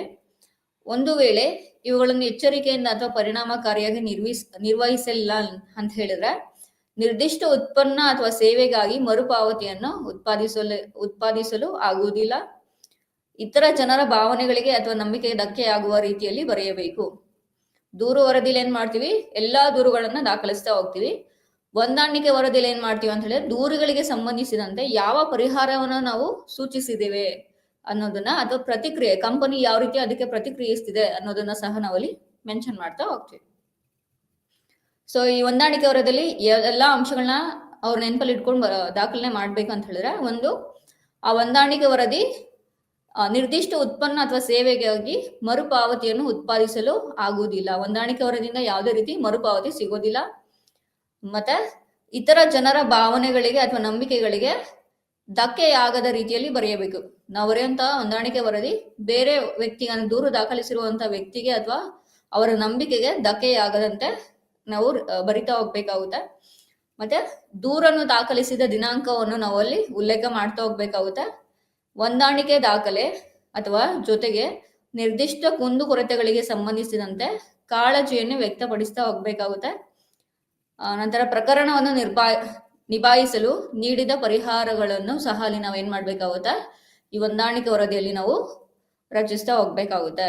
ಸೊ ಹೊಂದಾಣಿಕೆ ವರದಿಯನ್ನು ತಿಳ್ಕೊಂಡ್ರೆ ಅಲ್ವಾ ವಿದ್ಯಾರ್ಥಿಗಳೇ, ಹೊಂದಾಣಿಕೆ ವರದಿ ಅಂತ ಹೇಳಿದ್ರೆ ದೂರುಗಳಿಗೆ ಸಂಬಂಧಿಸಿದಂತೆ ನಾವೇನ್ ಪರಿಹಾರ ಕೊಟ್ವಿ ಅಥವಾ ಪ್ರತಿಕ್ರಿಯೆ ಕೊಟ್ರಿ ಅಂತ ಹೇಳಿ ಒಂದು ದಾಖಲೆನ ಕೊಡ್ತಾ ಹೋಗ್ತೀವಿ, ಅದನ್ನ ಹೊಂದಾಣಿಕೆ ವರದಿ ಅಂತ ಹೇಳ್ತಾ ಹೋಗ್ತೀವಿ. ಸೊ ಅದ್ರಲ್ಲಿ ಏನೆಲ್ಲ ಅಂಶಗಳನ್ನ ನೆನಪಲ್ಲಿ ಇಟ್ಕೊಂಡು ನಾವು ವರದಿಯನ್ನ ಮಾಡ್ತಾ ಹೋಗ್ಬೇಕಂತ ಹೇಳಿದ್ರೆ, ಮೊದಲನೇದಾಗಿ ಸೊ ಆ ವರದಿ ಇತರ ಜನರ ಭಾವನೆಗಳಿಗೆ ಧಕ್ಕೆ ಮಾಡಬಾರ್ದು. ಯಾವ ವ್ಯಕ್ತಿ ದೂರು ಕೊಟ್ಟಿದ್ದಾರೆ ಅಥವಾ ಬೇರೆ ವ್ಯಕ್ತಿ ಇರ್ಬೋದು, ಅವರ ನಂಬಿಕೆಗೆ ಅಥವಾ ಭಾವನೆಗಳಿಗೆ ಅದು ಧಕ್ಕೆ ಆಗ್ಬಾರ್ದು, ಆ ರೀತಿಯಲ್ಲಿ ರಚಿಸ್ತಾ ಹೋಗ್ಬೇಕು. ನಂತರ ದೂರನ್ನು ದಾಖಲಿಸಿದ ದಿನಾಂಕವನ್ನು ಅಲ್ಲಿ ಮೆನ್ಷನ್ ಮಾಡ್ತಾ ಹೋಗ್ಬೇಕಾಗುತ್ತೆ. ಮತ್ತೆ ಕಂಪನಿ ಸೊ ಯಾವ ಪರಿಹಾರ ನೀಡ್ತಾ ಹೋದ್ರು ಆ ವ್ಯಕ್ತಿಗೆ, ಆ ದೂರಿಗೆ ಯಾವ ರೀತಿ ಪರಿಹಾರ ಕೊಟ್ರು, ಯಾವ ರೀತಿ ದಟ್ ಈಸ್ ಪ್ರತಿಕ್ರಿಯೆಯನ್ನ ಕೊಡ್ತಾ ಹೋದ್ರು ಅಂತ ಹೇಳಿನೂ ಸಹ ನಾವಲ್ಲಿ ವ್ಯಕ್ತಪಡಿಸ್ತಾ ಹೋಗ್ಬೇಕಾಗುತ್ತೆ. ನಂತರ ಉತ್ತಮ ಮಾರಾಟ ವರದಿಯ ಪ್ರಮುಖ ಲಕ್ಷಣಗಳು. ಸೊ ಮಾರಾಟ ವರದಿ ಅಂದ್ರೆ ಏನು? ಎಲ್ಲಾ ಮಾರಾಟ ಚಟುವಟಿಕೆಗಳ ಬಗ್ಗೆ ಒಂದು ಮಾರಾಟ ವರದಿಯನ್ನ ನಾವು ರೆಡಿ ಮಾಡ್ತಾ ಹೋಗೋದು ಅಲ್ವಾ. ಉತ್ತಮ ಮಾರಾಟ ವರದಿನ ರಚಿಸ್ತಾ ಹೋಗ್ಬೇಕು. ಒಬ್ಬ ಪ್ರತಿನಿಧಿ ಇರ್ಬೋದು ಅಥವಾ ಮಾರಾಟಗಾರ ಅಂತ ಹೇಳಿದ್ರೆ ಒಂದಷ್ಟು ಅಂಶಗಳನ್ನ ಅವರು ನೆನಪಲ್ಲಿ ಇಟ್ಕೊಳ್ತಾ ಹೋಗ್ಬೇಕಾಗುತ್ತೆ. ಸೊ ಅದರಲ್ಲಿ ಲಕ್ಷಣಗಳು, ಪ್ರಮುಖವಾದಂತ ಅಂಶಗಳು ಅಥವಾ ಲಕ್ಷಣಗಳು ಯಾವ್ದು ಅಂತ ಹೇಳಿದ್ರೆ, ಸೊ ಅದು 4 Cಗಳು ಅಂತ ಹೇಳ್ತಾ ಹೋಗ್ತೀವಿ. ಸ್ಪಷ್ಟವಾಗಿರ್ತಾ ಹೋಗ್ಬೇಕಾಗುತ್ತೆ, ಸಂಕ್ಷಿಪ್ತವಾಗಿರ್ತಾ ಹೋಗ್ಬೇಕಾಗುತ್ತೆ, ಮತ್ತೆ ಸಂಪೂರ್ಣ ಮತ್ತು ಸರಿಯಾದ ರೀತಿಯಲ್ಲಿ ವರದಿಯನ್ನ ನೀಡ್ತಾ ಹೋಗ್ಬೇಕಾಗುತ್ತೆ. ಸೊ ಮಾರಾಟದ ವರದಿಗಳ ಆಧಾರದ ಮೇಲೆ ಅವುಗಳ ನಿರ್ದೇಶನಗಳು ಅಥವಾ ಗೊಂದಲಮಯ ಮತ್ತು ಸಂಕೀರ್ಣ ಸ್ವಭಾವ, ಸೊ ಎಲ್ಲ ಆಧಾರಗಳ ಮೇಲೆ ಏನ್ ಮಾಡ್ಬೇಕಾಗುತ್ತೆ, ಅವರು ಮಾರಾಟದ ವರದಿಯನ್ನ ರೂಪಿಸ್ತಾ ಹೋಗ್ಬೇಕಾಗುತ್ತೆ. ಸೊ ವರದಿಗಳನ್ನ ರಚಿಸುವುದು ಮುಖ್ಯವಾಗಿದೆ. ಅವುಗಳನ್ನು ಪ್ರಸ್ತುತಪಡಿಸಬೇಕಾದ ರೀತಿಯಲ್ಲಿ, ಅಂದರೆ ಓದಬಲ್ಲ, ಗ್ರಹಿಸಬಹುದಾದ ಮತ್ತು ಸರಿಯಾದ ರೀತಿಯಲ್ಲಿ ವ್ಯಾಖ್ಯಾನಿಸಲಾಗಿದೆ. ಸೊ ಉತ್ತಮ ಮಾರಾಟದ ವರದಿಯ ಪ್ರಮುಖ ಲಕ್ಷಣ ಯಾವ್ದಂತ ಹೇಳಿದ್ರೆ, ನಾವೇನ್ ವರದಿ ಪ್ರಿಪೇರ್ ಮಾಡ್ತಾ ಹೋಗ್ತೀವೋ ಸೊ ಅದು ಯಾವಾಗ್ಲೂ ಸಹ ಸ್ಪಷ್ಟವಾಗಿರ್ತಾ ಹೋಗ್ಬೇಕಾಗುತ್ತೆ. ನಂತರ ಸಂಕ್ಷಿಪ್ತವಾಗಿರ್ತಾ ಹೋಗ್ಬೇಕಾಗುತ್ತೆ, ಸಂಪೂರ್ಣತೆ ಇರ್ತಾ ಹೋಗ್ಬೇಕಾಗುತ್ತೆ, ಮತ್ತೆ ಸರಿಯಾದ ರೀತಿಯಲ್ಲಿ ಆ ವರದಿಯನ್ನ ರಿಪೋರ್ಟ್ನ ಏನ್ ಮಾಡಿರ್ಬೇಕಾಗುತ್ತೆ, ಮಾರಾಟಗಾರ ಅಥವಾ ಪ್ರತಿನಿಧಿಯು ದಾಖಲೆ ಮಾಡ್ತಾ ಹೋಗ್ಬೇಕಾಗುತ್ತೆ. ಸೊ ಯಾವಾಗ್ಲೂ ಅಷ್ಟೇ, ಸೊ ನಾವೇನು ವರದಿಯನ್ನ ಪ್ರಸ್ತುತ ಪಡಿಸ್ತಾ ಹೋಗ್ತೀವಿ, ಸೊ ಅದು ಯಾವ ರೀತಿ ಇರ್ಬೇಕು ಅಂತ ಹೇಳಿದ್ರೆ, ಎಲ್ರು ಅದನ್ನ ಓದ್ತಾ ಹೋಗ್ಬೇಕಾಗುತ್ತೆ ಅಥವಾ ಗ್ರಹಿಸಬಹುದು ಅಥವಾ ಸರಿಯಾದ ರೀತಿಯಲ್ಲಿ ವ್ಯಾಖ್ಯಾನಿಸಲಾಗಿದೆ. ಅಂದ್ರೆ ನಾವೇನ್ ವರದಿ ಪ್ರಿಪೇರ್ ಮಾಡ್ತಾ ಹೋಗ್ತೀವೋ ಸೊ ಅದರಲ್ಲಿ ಯಾರಾದ್ರೂ ಸಹ ಅದನ್ನ ಓದಿ ಅರ್ಥ ಮಾಡ್ಕೊಳ್ತಾ ಹೋಗ್ಬೇಕಾಗುತ್ತೆ, ಅಥವಾ ಗ್ರಹಿಸಬಹುದು ಅಂದ್ರೆ ಫ್ಯೂಚರ್ಗೆ ಬೇಕಾಗಿರುವಂತ ಥಿಂಗ್ಸ್ ನಲ್ಲಿ ಗ್ರಹಿಸಕ್ಕೂ ಸಹ ಅದು ಸಹಾಯ ಮಾಡ್ತಾ ಹೋಗ್ಬೇಕಾಗುತ್ತೆ. ಮತ್ತೆ ಸರಿಯಾದ ರೀತಿಯಲ್ಲಿ ನಾವು ವ್ಯಾಖ್ಯಾನ ನೀಡ್ತಾ ಹೋಗ್ಬೇಕು. ಅಂದ್ರೆ ನಾವೇನ್ ಹೇಳ್ತಿದೀವಿ ಅಂತ ಹೇಳಿದ್ರೆ ಆ ವರದಿಯಲ್ಲಿ, ಸೊ ಅದು ಯಾವಾಗ್ಲೂ ಸಹ ಸರಿಯಾದ ರೀತಿಯಲ್ಲಿ ಇರ್ತಾ ಹೋಗ್ಬೇಕಾಗುತ್ತೆ. ಸೊ ಮಾರಾಟ ತಂಡವನ್ನು ಮೌಲ್ಯಮಾಪನ ಮಾಡಲು ವ್ಯವಸ್ಥಾಪಕರು ಮಾರಾಟಕ್ಕೆ ಸಂಬಂಧಿಸಿದ ಎಲ್ಲಾ ವಿವರಗಳನ್ನ ಬಯಸುತ್ತಾರೆ. ಸೊ ಅದರಲ್ಲಿ ಮಾರಾಟ ತಂಡದಲ್ಲಿ ತಂಡ ಅಂದ್ರೆ ಸೇಲ್ಸ್ ಟೀಮ್ ಅಂತ ಹೇಳ್ತಾ ಹೋಗ್ತೀವಲ್ವಾ, ಸೊ ಆ ಟೀಮ್ ನ ಇವ್ಯಾಲ್ಯುವೇಟ್ ಮಾಡಕ್ಕೆ, ಅಂದ್ರೆ ಅವ್ರ ಕೆಲಸ ಕರೆಕ್ಟ್ ಆಗಿ ಮಾಡ್ತೀರಾ ಇಲ್ವಾ, ಅವರ ಟಾರ್ಗೆಟ್ ನ ಅವ್ರು ಅಚೀವ್ ಮಾಡ್ತೀರಾ ಇಲ್ವಾ ಅಂತ ಹೇಳಿ ಸೊ ನಾವೇನ್ ಮಾಡ್ಬೇಕಾಗುತ್ತೆ, ಮೌಲ್ಯಮಾಪನ ಮಾಡ್ತಾ ಹೋಗ್ಬೇಕಾಗುತ್ತೆ. ಸೊ ಅದಕ್ಕೆ ಏನ್ ಮಾಡ್ತಾರೆ, ಈ ಮಾರಾಟ ವರದಿಯನ್ನ ಅವರು ರೂಪಿಸ್ತಾ ಹೋಗ್ತಾರೆ. ಸೊ ಅವರು ಗಳಿಸಿದ ಟೋಟಲ್ ಆದಾಯ ಅಥವಾ ಭವಿಷ್ಯದ ಆದಾಯ ಇರ್ಬೋದು, ಅಥವಾ ಉತ್ಪತ್ತಿಯಾದ ಆದಾಯ ಎಷ್ಟು ಅಂತ ಹೇಳಿನೂ ಸಹ ಮಾರಾಟ ವರದಿಯಲ್ಲಿ ಅವರು ದಾಖಲಿಸ್ತಾ ಹೋಗ್ತಾರೆ. ಯಾವುದೇ ಕಂಪನಿಯ ಮಾರಾಟ ವಿಭಾಗ ಅದರ ಅತ್ಯಂತ ಪ್ರಮುಖ ಭಾಗವಾಗಿದೆ. ಅಂದಿನಿಂದ ಮಾರಾಟ ತಂಡವು ಆಕರ್ಷಿಸುವ ಅಡಿಪಾಯವನ್ನು ಮಾಡುತ್ತಿದೆ. ಗ್ರಾಹಕರನ್ನು ಮತ್ತು ಅವರನ್ನು ಉಳಿಸಿಕೊಳ್ಳುವುದು ಗ್ರಾಹಕರೊಂದಿಗೆ ಸಂಪರ್ಕದ ಮೊದಲ ಹಂತವಾಗಿದೆ. ಮಾರಾಟದ ವರದಿಗೆ ಸಂಬಂಧಿಸಿದ ವಿವರಗಳು ಯಾವ ಉತ್ಪನ್ನಗಳಾಗಿರಬೇಕು ಎಂಬುದನ್ನು ಅರ್ಥ ಮಾಡಿಕೊಳ್ಳಲು ಮಾರ್ಗವನ್ನು ನೀಡುತ್ತದೆ. ಭವಿಷ್ಯದಲ್ಲಿ ಮಾರಾಟ ತಂಡದಲ್ಲಿ ಎಷ್ಟು ಉದ್ಯೋಗಿಗಳನ್ನು ನೇಮಿಸಿಕೊಳ್ಳಬೇಕು, ಎಷ್ಟು ಸಂಖ್ಯೆ ಪಾವತಿಸಬೇಕಾದ ಬೋನಸ್ಗಳು ಮತ್ತು ಇತ್ಯಾದಿ ಈ ಮಾಹಿತಿಯು ಮಾರಾಟ ವರದಿಯಲ್ಲಿದೆ. ಸೊ ಸಂಸ್ಥೆಗೆ ಅಥವಾ ಸಂಸ್ಥೆಯ ಯಶಸ್ಸಿಗೆ ಇದು ನಿರ್ಣಾಯಕ ದಾಖಲೆಯಾಗಿರುತ್ತಾ ಹೋಗುತ್ತದೆ. ಮಾರಾಟದ ಅಧಿಕಾರಿಗಳು ಇದನ್ನು ರಚಿಸುವುದು ಮುಖ್ಯವಾಗಿದೆ. ಇದನ್ನು ಸರಿಯಾಗಿ ರಚನಾತ್ಮಕ, ಸ್ಪಷ್ಟ ಮತ್ತು ಗ್ರಹಿಸಬಹುದಾದ ವರದಿಗಳು ಮತ್ತು ಮಾರಾಟದ ದಾಖಲೆಗಳು ಕಾರ್ಯನಿರ್ವಹಿಸುತ್ತವೆ. ಕಂಪನಿಯನ್ನು ನಷ್ಟದಿಂದ ಉಳಿಸಲು ಮತ್ತು ಸಂಬಂಧಿತ ಮಾಹಿತಿಯನ್ನು ತೋರಿಸಲು ಅವರು ಸಮರ್ಥರಾಗಿದ್ದಾರೆ ಅಥವಾ ಭವಿಷ್ಯದಲ್ಲಿ ನಿರಂತರ ಯಶಸ್ಸು ಮತ್ತು ಬೆಳವಣಿಗೆಗೆ ಸುಗಮ ಮಾರ್ಗವನ್ನು ರಚಿಸಲು ಈ ಮಾರಾಟ ವರದಿಯು ಸಹಾಯ ಮಾಡ್ತಾ ಹೋಗುತ್ತೆ. ಸೊ ಮಾರಾಟ ತಂಡದಲ್ಲಿ ಗ್ರಾಹಕರನ್ನ ಯಾವ ರೀತಿ ಉಳಿಸ್ಕೊಳ್ತಾ ಹೋಗ್ಬೇಕಾಗುತ್ತೆ, ಸೊ ಅದು ಇಂಪಾರ್ಟೆಂಟ್ ಆಗ್ತಾ ಹೋಗುತ್ತೆ. ಯಾಕಂತ ಹೇಳಿದ್ರೆ ಗ್ರಾಹಕರನ್ನ ಒಂದ್ಸಲ ನಾವು ಕೈ ಬಿಟ್ಟಿದೀವಿ ಅಂತ ಹೇಳಿದ್ರೆ ಮತ್ತೆ ಅವ್ರನ್ನ ನಮ್ಮ ಕಡೆಗೆ ಸೆಳೆಯೋದು ತುಂಬಾ ಕಷ್ಟ ಆಗ್ತಾ ಹೋಗುತ್ತೆ. ಸೊ ಅದರಿಂದ ಮಾರಾಟ ತಂಡ ಏನ್ ಮಾಡ್ತಾರೆ, ಈ ಮಾರಾಟ ವರದಿಯಲ್ಲಿ ಗ್ರಾಹಕರನ್ನ ಯಾವ ರೀತಿ ಉಳಿಸ್ಕೊಳ್ಳೋದು ಅಂತನೂ ಸಹ ಅವರು ವರದಿನ ಪ್ರಿಪೇರ್ ಮಾಡ್ತಾ ಹೋಗ್ತಾರೆ.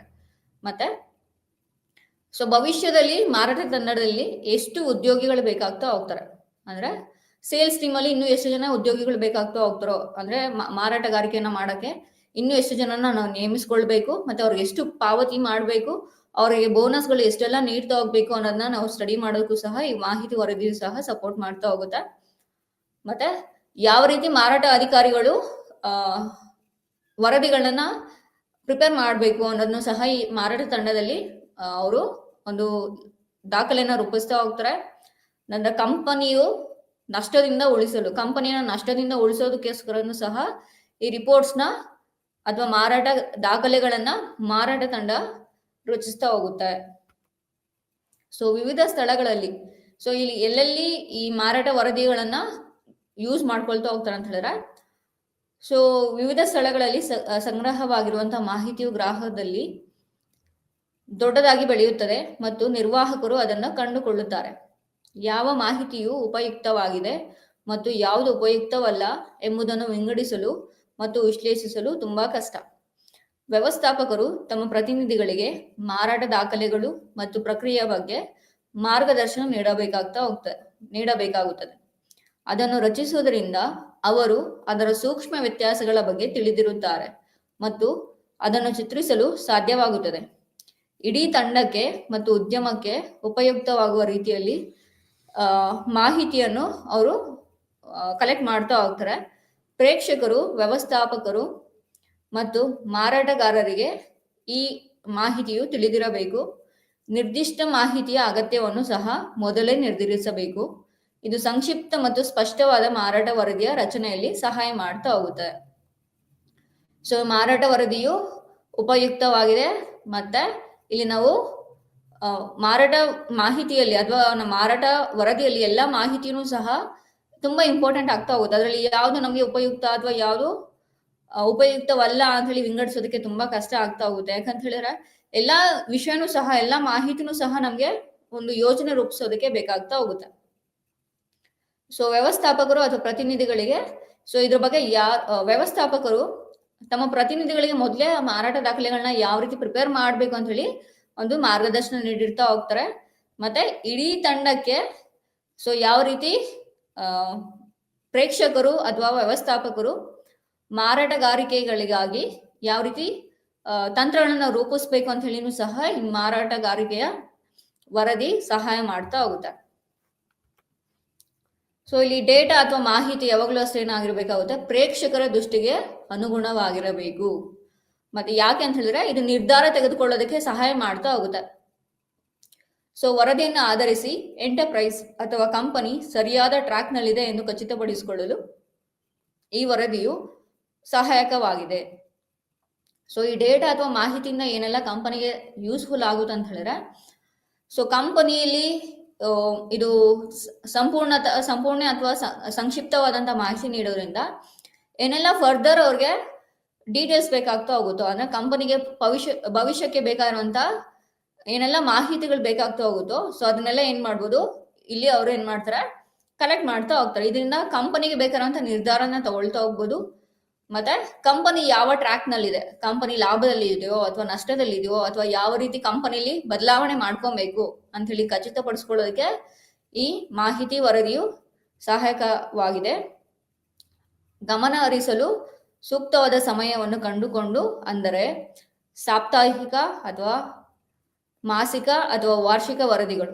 ಸೊ ಇಲ್ಲಿ ವಾರಕ್ಕೊಂದ್ಸಲ ನೀವು ವರದಿಯನ್ನ ಪ್ರಿಪೇರ್ ಮಾಡ್ತಾ ಹೋಗ್ಬೋದು, ಅಥವಾ ತಿಂಗಳಿಗೊಮ್ಮೆ ಅಥವಾ ಮಾಸಿಕ ಅಥವಾ ವಾರ್ಷಿಕ. ಸೊ ಯಾವ್ದು ನಮ್ಮ ಕಂಪನಿಗೆ ಸೂಕ್ತವಾಗಿದೆಯೋ ಸೊ ಅಂತ ಟೈಮ್ ಬೇಸ್ಡ್ ಆಗಿ ಏನ್ ಮಾಡ್ಬೋದು, ಸಮಯಕ್ಕೆ ಅನುಗುಣವಾಗಿ ನೀವೇನ್ ಮಾಡ್ಬೋದು, ಈ ವರದಿಗಳನ್ನ ನೀವು ದಾಖಲಿಸ್ತಾ ಹೋಗ್ಬೋದು.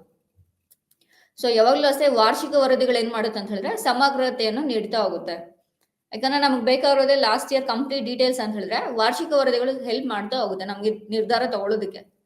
ಸೊ ಪ್ರಮುಖ ಮಾಹಿತಿಯ ಕಂಪನಿಯ ಉತ್ಪನ್ನಗಳು ಮತ್ತು ಸೇವೆಗಳ ಪ್ರವೃತ್ತಿಗಳ ಬಗ್ಗೆ ಮಾಹಿತಿ, ಉದಾಹರಣೆಗೆ ಗ್ರಾಹಕರ ಖರೀದಿ ನಡವಳಿಕೆ, ಮಾರ್ಕೆಟಿಂಗ್ನ ಹೊಸ ಉಪಕ್ರಮಗಳು, ಹೊಸ ಉತ್ಪನ್ನ ಅಭಿವೃದ್ಧಿ, ವಿವಿಧ ಸಂದರ್ಭಗಳಲ್ಲಿ ಪ್ರವೃತ್ತಿಯಲ್ಲಿನ ಏರಿಳಿತಗಳನ್ನ ವರದಿಯನ್ನು ಸೇರಿಸಲಾಗಿದೆ. ಸೊ ಮಾಹಿತಿ ವರದಿಯಲ್ಲಿ ಮಾರಾಟ ವರದಿಯಲ್ಲಿ ಏನ್ ಮಾಡ್ತೀವಿ ಅಂತ ಹೇಳಿದ್ರೆ, ಸೊ ಕಂಪನಿಯಲ್ಲಿಂತ ಉತ್ಪನ್ನಗಳು ಅಥವಾ ಸೇವೆಗಳ ಬಗ್ಗೆ ಮಾಹಿತಿ ನೀಡ್ತಾ ಹೋಗ್ತೀವಿ. ಜೊತೆಗೆ ಖರೀದಿದಾರ ಅಥವಾ ಗ್ರಾಹಕರ ಖರೀದಿ ನಡವಳಿಕೆ ಯಾವ ರೀತಿ ಇದೆ, ಒಂದಷ್ಟು ತಗೊಬೇಕಂತ ಹೇಳಿದಾಗ, ಅಥವಾ ಮಾರ್ಕೆಟಿಂಗ್ ನ ಹೊಸ ಉಪಕ್ರಮಗಳು, ಹೊಸ ತಂತ್ರಗಳೇನು ಮಾರ್ಕೆಟಿಂಗ್ ನಲ್ಲಿ, ಅಥವಾ ಹೊಸ ಉತ್ಪನ್ನ ಅಭಿವೃದ್ಧಿ, ಹೊಸ ಪ್ರಾಡಕ್ಟ್ ನ ನೀವು ಅಭಿವೃದ್ಧಿ ಮಾಡಿದೀವಿ ಅಂತ ಹೇಳಿದ್ರೆ ಸೊ ಅದರಲ್ಲಿ ಯಾವ ರೀತಿ ಚೇಂಜಸ್ ಆಗುತ್ತೆ ಕಸ್ಟಮರ್ಸ್ನ ಬಿಹೇವಿಯರ್, ಅದನ್ನು ಸಹ ನಾವೇನ್ ಮಾಡ್ತೀವಿ ಈ ಮಾರಾಟ ವರದಿಯಲ್ಲಿ ನೀಡ್ತಾ ಹೋಗುತ್ತೆ. ಸೊ ಈ ಡೇಟಾ ಇಂದ ಏನಾಗುತ್ತೆ ಅಂತ ಹೇಳಿದ್ರೆ ಮಾರಾಟದ ಫಲಿತಾಂಶಗಳನ್ನ ಹೋಲಿಸಲು ಮತ್ತೆ ಅದೇ ಸುಧಾರಣೆಗಳನ್ನು ಮಾಡಲು ಅನುಮತಿಸುತ್ತದೆ. ಸೊ ಡೇಟಾ ಅಥವಾ ಈ ಮಾಹಿತಿನ ಇಟ್ಕೊಂಡು ನಾವೇನ್ ಮಾಡೋದು ಮಾರಾಟದ ಫಲಿತಾಂಶಗಳನ್ನ ಹೋಲಿಸ್ತಾ ಹೋಗ್ಬೋದು.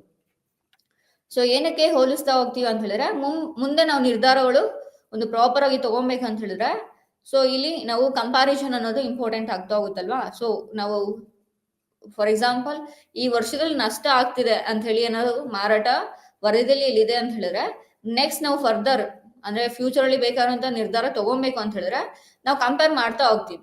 ಸೊ ಲಾಸ್ಟ್ ಇಯರ್ ಅಂದ್ರೆ ಇದು 2024 ಅಲ್ವಾ, 2023 2023 ಯಾವ ರೀತಿ ನಾವು ಪ್ರಾಫಿಟ್ ನ ಜಾಸ್ತಿ ತಗೊಂಡಿದ್ವಿ, ಈ ಇಯರ್ ಅಲ್ಲಿ ಅಥವಾ ಈ ವರ್ಷದಲ್ಲಿ ಏನಕ್ಕೆ ನಮಗೆ ಕಡಿಮೆ ಆಯ್ತು ಅಂತ ಹೇಳಿ ನಾವು ಕಂಪೇರ್ ಮಾಡಿ ನೆಕ್ಸ್ಟ್ ಸುಧಾರಣೆಗಳನ್ನ ನೆಕ್ಸ್ಟ್ ನಾವೇ ಅದರಿಂದ ನಷ್ಟದಿಂದ ಹೊರಗಡೆ ಬರಕ್ಕೆ ಯಾವೆಲ್ಲ ಕ್ರಮಗಳನ್ನ ಅನುಸರಿಸಬೇಕು ಅಂತ ಹೇಳಿ ಈ ಮಾಹಿತಿ ಆಧಾರದ ಮೇಲೆ ನಮಗೆ ಒಂದು ಐಡಿಯಾ ಸಿಗ್ತಾ ಹೋಗುತ್ತೆ. ಸೊ ಇದರಿಂದ ಕಂಪನಿಯ ಭವಿಷ್ಯದ ಮೇಲೆ ಈ ಮಾರಾಟ ವರದಿಯು ಸಹ ಸಹಾಯ ಮಾಡ್ತಾ ಹೋಗುತ್ತೆ. ಸೊ ಮಾರಾಟದ ವರದಿಯು ಸುಲಭವಾಗಿ ಗ್ರಹಿಸಬಹುದಂತಾಗಿರಬೇಕು ಮತ್ತು ಅದನ್ನು ತಿಳಿಸುವ ಸಾಮರ್ಥ್ಯವನ್ನು ಹೊಂದಿರಬೇಕಾಗುತ್ತೆ. ಸೊ ಅದು ಇರಬೇಕಾದ ರೀತಿಯಲ್ಲಿ ವ್ಯಾಖ್ಯಾನ ಅಥವಾ ಡೇಟಾ ಓದವಲ್ಲ ಸಮಗ್ರವಾಗಿರಬೇಕು ಮತ್ತೆ ಅದೇ ಸಮಯದಲ್ಲಿ ಅರ್ಥವಾಗುವಂತಾಗಿರಬೇಕು. ಸೊ ಮಾರಾಟ ವರದಿ ಯಾವಾಗಲೂ ಸಹ ಸುಲಭವಾಗಿ ಇರ್ತಾ ಹೋಗ್ಬೇಕಾಗುತ್ತೆ. ಪ್ರತಿಯೊಬ್ಬ ಪ್ರೇಕ್ಷಕರು ಸಹ ಅದನ್ನ ನೋಡಿ ಅರ್ಥ ಮಾಡ್ಕೊಳ್ತಾ ಹೋಗ್ಬೇಕಾಗುತ್ತೆ. ಜೊತೆಗೆ ಸಮಗ್ರವಾದಂತ ವಿಷಯಗಳನ್ನ ನೀಡಿರ್ತಾ ಹೋಗ್ಬೇಕಾಗುತ್ತೆ, ಸಮಗ್ರವಾದಂತ ಮಾಹಿತಿಗಳನ್ನ ಅಲ್ಲಿ ನೀಡಿರ್ತಾ ಹೋಗ್ಬೇಕಾಗುತ್ತೆ. ಸೊ ಯಾವ ರೀತಿ ಅದನ್ನ ನಾವು ಮಾಹಿತಿಯನ್ನ ಪ್ರೇಕ್ಷಕರಿಗೆ ತಲುಪಿಸಬಹುದು ಅಂತ ಹೇಳಿದ್ರೆ ಗ್ರಾಫ್ಗಳು ಮತ್ತು ಪೈ ಚಾರ್ಟ್ಗಳನ್ನ ಸಹಾಯದಿಂದ ಸರಳವಾಗಿ ಮಾಡ್ತಾ ಹೋಗ್ಬೋದು. ಸೊ ಎಲ್ಲಾ ವರ್ಷದೂ ಸಹ ನಾವು ಎಲ್ಲಾನು ಸಹ ನಾವು ದಟ್ ಈಸ್ ಸೆಂಟೆನ್ಸ್ ಅಲ್ಲಿ ಮಾಡ್ತಿದೀವಿ, ಸೆಂಟೆನ್ಸ್ ಅಲ್ಲಿ ಎಲ್ಲಾ ಇನ್ಫಾರ್ಮೇಶನ್ ಕೊಡ್ತಿದೀವಿ ಅಂತ ಹೇಳಿದ್ರೆ ವಾಕ್ಯಗಳಲ್ಲಿ ಯಾರಿಗೂ ಸಹ ಅಷ್ಟು ಬೇಗ ಅರ್ಥ ಆಗಲ್ಲ. ಅದ್ರ ಬದಲಾಗಿ ನಾವು ಗ್ರಾಫ್ ನ ಯೂಸ್ ಮಾಡಿದೀವಿ, ಪೈ ಚಾರ್ಟ್ ನ ಯೂಸ್ ಮಾಡಿದೀವಿ ಅಂತ ಹೇಳಿದ್ರೆ ಆ ಚಾರ್ಟ್ ನ ನೋಡಿದ ತಕ್ಷಣ ಪ್ರೇಕ್ಷಕರಿಗೆ ಒಂದು ಐಡಿಯಾ ಬಂದ್ಬಿಡುತ್ತೆ ಏನ್ ಇನ್ಫಾರ್ಮೇಶನ್ ಆ ಚಾರ್ಟ್ ತೋರಿಸ್ತಿದೆ ಅಂತ ಹೇಳಿ ಅಲ್ವಾ. ಸೊ ಅದಕ್ಕೋಸ್ಕರ ಏನ್ ಮಾಡ್ಬೇಕಾಗುತ್ತೆ ಇಲ್ಲಿ ಮಾರಾಟ ಪ್ರತಿನಿಧಿ ಏನ್ ಮಾಡ್ಬೇಕಾಗುತ್ತೆ, ಮಾರಾಟ ವರದಿ ರೂಪಿಸ್ಬೇಕಾದ್ರೆ ಗ್ರಾಫ್ಗಳು ಮತ್ತೆ ಪೈ ಚಾರ್ಟ್ಗಳು ಅಥವಾ ಟೇಬಲ್ಗಳನ್ನ ಯೂಸ್ ಮಾಡ್ತಾ ಹೋಗ್ಬೇಕಾಗುತ್ತೆ. ಸೊ ಇದರಿಂದ ಏನಾಗುತ್ತೆ ಕಂಪ್ಲೀಟ್ ಇನ್ಫಾರ್ಮೇಶನ್ ಏನ್ ಮಾಡ್ತೀವಿ ನೀವು ಸ್ವಚ್ಛವಾಗಿ ಆ ಕೋಷ್ಟಕಗಳ ಮುಖಾಂತರ ಏನ್ ಮಾಡ್ತೀರಾ ಪ್ರತಿನಿಧಿಸ್ತಾ ಹೋಗ್ತೀರಾ. ಸೊ ಇದನ್ನ ಯಾರು ಬೇಕಾದ್ರೂ ಅರ್ಥ ಮಾಡ್ಕೊಳ್ತಾ ಹೋಗ್ಬೋದು. ಸೊ ಈ ವರದಿಯನ್ನು ರಚಿಸುವ ಮೊದಲು ಮಾರಾಟದ ಡೇಟಾವನ್ನು ವಿಶ್ಲೇಷಿಸಿ ಮತ್ತು ಗ್ರಾಹಕರ ಸಂಬಂಧ ನಿರ್ವಹಣೆ ಅಂದ್ರೆ ಕಸ್ಟಮರ್ ರಿಲೇಶನ್ಶಿಪ್ ಮ್ಯಾನೇಜ್ಮೆಂಟ್. ಸೊ ಈ ಕಸ್ಟಮರ್ ರಿಲೇಶನ್ಶಿಪ್ ಮ್ಯಾನೇಜ್ಮೆಂಟ್ ಅನ್ನೋದು ಕಂಪನಿಗೆ ಬಹು ಮುಖ್ಯವಾಗಿದೆ. ಯಾಕಂತ ಹೇಳಿದ್ರೆ ಕಸ್ಟಮರ್ಸ್ ಜೊತೆಗೆ ಅಂದ್ರೆ ಗ್ರಾಹಕರ ಜೊತೆಗೆ ಒಂದು ಸಂಬಂಧವನ್ನ ನಾವು ರೂಪಿಸ್ಕೊಂಡಿಲ್ಲ ಅಂತ ಹೇಳಿದ್ರೆ ಏನಾಗುತ್ತೆ ಅದು ಕಂಪ್ಲೀಟ್ ಆಗಿ ನಮ್ಮ ಮಾರಾಟದ ಮೇಲೆ ಪ್ರಭಾವ ಬೀಳ್ತಾ ಹೋಗುತ್ತೆ. ಯಾವಾಗ್ಲೂ ಅಷ್ಟೇ ಗ್ರಾಹಕರಿಗೆ ಕಂಪನಿಯವರು ದಟ್ ಈಸ್ CRM ಗೆ ಅಂದ್ರೆ ಕಸ್ಟಮರ್ ರಿಲೇಶನ್ಶಿಪ್ ಮ್ಯಾನೇಜ್ಮೆಂಟ್ ತುಂಬಾ ಫೋಕಸ್ ಮಾಡ್ತಾ ಹೋಗ್ಬೇಕಾಗುತ್ತೆ. ಸೊ ಈ CRM ಬಗ್ಗೆ ಬೇಕಾದಂತಹ ಡೇಟಾ ಸೆಟ್ಗಳು, ಸೊ ಮಾರಾಟದ ವರದಿ ಎಲ್ಲಾ ಇನ್ಫಾರ್ಮೇಶನ್ ಇರುತ್ತಲ್ವಾ, ಮಾರಾಟ ಎಷ್ಟಾಯ್ತು, ನಷ್ಟ ಎಷ್ಟಾಯ್ತು, ಲಾಭ ಎಷ್ಟು ಬಂತು, ಆದಾಯ ಎಷ್ಟು ಬಂತು, ಎಷ್ಟೆಲ್ಲ ವೆಚ್ಚಗಳಾಗಿದೆ. ಸೊ ಎಲ್ಲ ಇನ್ಫಾರ್ಮೇಶನ್ ಸಹ ನೀವು ಆ ಮಾರಾಟದ ವರದಿಯಲ್ಲಿ ಇಟ್ಟಿರ್ತೀರಾ. ಬಟ್ ಆ ವರದಿನ ತಗೊಂಡು ನಮ್ಗೆ ಏನೆಲ್ಲ ಇನ್ಫಾರ್ಮೇಶನ್ ಬೇಕಾಗಿರುತ್ತೆ ಅದು ಗ್ರಾಹಕ ಸಂಬಂಧ ನಿರ್ವಹಣೆಗೆ ಅಂತ ಹೇಳಿ ಏನ್ ಮಾಡ್ಬಿಡ್ತೀವಿ ಕೆಲವು ಡೇಟಾ ಸೆಟ್ಗಳನ್ನ ನಾವೇನ್ ಮಾಡ್ತೀವಿ ನಂತರ ಮತ್ತೆ ವಿನ್ಯಾಸಗೊಳಿಸ್ತಾ ಹೋಗ್ತೀವಿ. ಸೊ ಮಾರಾಟ ವರದಿಯಲ್ಲಿನ ಅಂಶಗಳು ಉತ್ತಮವಾಗಿ ಅಳವಡಿಸಿಕೊಂಡ CRM ನ ಒಂದು ಸಾಟಿ ಇಲ್ಲದ ಮಾಹಿತಿಯನ್ನು ನೀಡುತ್ತದೆ. ಇದು ಅನೇಕ ಉದ್ದೇಶಗಳಿಗೆ ಉಪಯುಕ್ತವಾಗಿದೆ. ಸೊ ಎಲ್ಲಾ ಮಾಹಿತಿಯನ್ನು ಏನ್ ಮಾಡ್ತೀರಾ ಗ್ರಾಫ್ಗಳು ಅಥವಾ ಪೈ ಚಾರ್ಟ್ಗಳು ಮತ್ತೆ ಕೋಷ್ಟಕಗಳ ಮುಖಾಂತರ ಏನ್ ಮಾಡ್ತೀರಾ ಸ್ವಚ್ಛವಾಗಿ ನೀವೇನ್ ಮಾಡ್ತೀರಾ ಅದನ್ನ ಯುರ್ ರಿಫ್ಲೆಕ್ಟ್. ಸೊ ಅದನ್ನ ಏನ್ ಮಾಡ್ತೀರಾ ಅದ್ರಲ್ಲಿ ಮತ್ತೆ ನೀವು ವಿಶ್ಲೇಷಣೆ ಮಾಡ್ತಾ ಹೋಗ್ತೀರಾ ಯಾವ್ದು ಬೇಕಾಗಿದೆ ಅಥವಾ ಯಾವ್ದು ಬೇಡ ಅಂತ ಹೇಳಿ. ಸೊ ಅದನ್ನ ವಿಶ್ಲೇಷಣೆ ಮಾಡಕ್ಕೆ ಏನ್ ಮಾಡ್ತಾರೆ ನೀವು ಒಂದು ಸಾಫ್ಟ್ವೇರ್ಸ್ ನ ಯೂಸ್ ಮಾಡ್ಕೊಳ್ತಾ ಹೋಗ್ಬೋದು. ಸೊ ಕಂಪನಿಗೆ ಸಾಫ್ಟ್ವೇರ್ ನ ಯೂಸ್ ಮಾಡೋ ಮುಖಾಂತರ ಏನ್ ಮಾಡ್ತಾರೆ ಆ ಮಾಹಿತಿಗಳನ್ನ ಅವರು ವಿಶ್ಲೇಷಣೆ ಮಾಡ್ತಾ ಹೋಗ್ತಾರೆ. ನಂತರ ಅದರಲ್ಲಿ ಕಸ್ಟಮರ್ ರಿಲೇಶನ್ಶಿಪ್ ಮ್ಯಾನೇಜ್ಮೆಂಟ್ ಗೆ ಬೇಕಾದಂತ ಡೇಟಾಗಳನ್ನ ಮಾತ್ರ ಅಂದ್ರೆ ಮಾಹಿತಿಗಳನ್ನ ಮಾತ್ರ ಅವರು ಪಡ್ಕೊಂಡು ಕಂಪನಿಗೆ ಬೇಕಾಗಿರೋ ರೀತಿಯಲ್ಲಿ ಅದನ್ನ ವಿನ್ಯಾಸಗೊಳಿಸ್ತಾ ಹೋಗ್ತಾರೆ. ಸೊ ಡೇಟಾವು ಅಂದ್ರೆ ಮಾಹಿತಿಯು ಪ್ರೇಕ್ಷಕರ ದೃಷ್ಟಿಗೆ ಅನುಗುಣವಾಗಿರಬೇಕು ಮತ್ತೆ ನಿರ್ಧಾರ ತೆಗೆದುಕೊಳ್ಳುವಂತಾಗಿರಬೇಕು. ಸೊ ಕಂಪನಿಯು ಸರಿಯಾದ ಟ್ರ್ಯಾಕ್ ನಲ್ಲಿದೆ ಎಂದು ಖಚಿತಪಡಿಸಿಕೊಳ್ಳಲು ಸೊ ಈ ವರದಿಯು ಮುಖ್ಯವಾಗಿದೆ. ಸೊ ಗಮನ ಹರಿಸಲು ಸೂಕ್ತವಾದ ಸಮಯವನ್ನು ಕಂಡುಕೊಂಡು, ಅಂದರೆ ಸಾಪ್ತಾಹಿಕ, ಮಾಸಿಕ ಅಥವಾ ವಾರ್ಷಿಕ ಆಧಾರದ ಮೇಲೆ ಈ ವರದಿಯನ್ನು ಅವರು ರೂಪಿಸ್ತಾ ಹೋಗ್ಬೋದು. ಮಾರಾಟದ ಗಮನ ವರದಿಯ ಹೊತ್ತಿಗೆ ಡಾಕ್ಯುಮೆಂಟ್ ಅನ್ನ ಗುರುತಿಸಲಾಗುತ್ತದೆ ಮತ್ತು ವಾರ್ಷಿಕ ವರದಿಗಳು ಸಮಗ್ರತೆಯನ್ನು ನೀಡುತ್ತಾ ಹೋಗುತ್ತವೆ. ಸೊ ಇಲ್ಲಿ ಯಾವ ಮಾಹಿತಿಗಳನ್ನ ಅವ್ರು ಕೊಡ್ತಾ ಹೋಗ್ತಾರೆ ಅಂತ ಹೇಳಿದ್ರೆ, ಗ್ರಾಹಕರ ಖರೀದಿ ನಡವಳಿಕೆ, ಮಾರ್ಕೆಟಿಂಗ್ನ ಹೊಸ ಉಪಕ್ರಮಗಳು, ಹೊಸ ಉತ್ಪನ್ನ ಅಭಿವೃದ್ಧಿ, ವಿವಿಧ ಸಂದರ್ಭಗಳಲ್ಲಿ ಪ್ರವೃತ್ತಿಯಲ್ಲಿನ ಏರಿಳಿತಗಳು, ಮುಂತಾದ ಅಂಶಗಳನ್ನ ಅವ್ರು ಏನ್ ಮಾಡ್ತಾರೆ, ಮಾರಾಟ ವರದಿಯಲ್ಲಿ ಅವರು ದಾಖಲನೆ ಮಾಡ್ತಾ ಹೋಗ್ತಾರೆ. ಸೊ ಮಾರಾಟದ ವರದಿಯಲ್ಲಿ ಎಲ್ಲಾ ರೀತಿಯ ಡೇಟಾವನ್ನು ಸೆರೆ ಹಿಡಿಯಲು ಮಾರಾಟ ಪ್ರತಿನಿಧಿಗಳು ಆಸಕ್ತಿಕರವಾಗಿರಬಹುದು ಮತ್ತು ಮಾಡಿದ ಕರೆಗಳ ಸಂಖ್ಯೆಯಂತಹ ಡೇಟಾವು ಹೆಚ್ಚಿನವರಿಗೆ ಕಡಿಮೆ ಪ್ರಾಮುಖ್ಯತೆಯನ್ನ ಹೊಂದಿರಬಹುದು.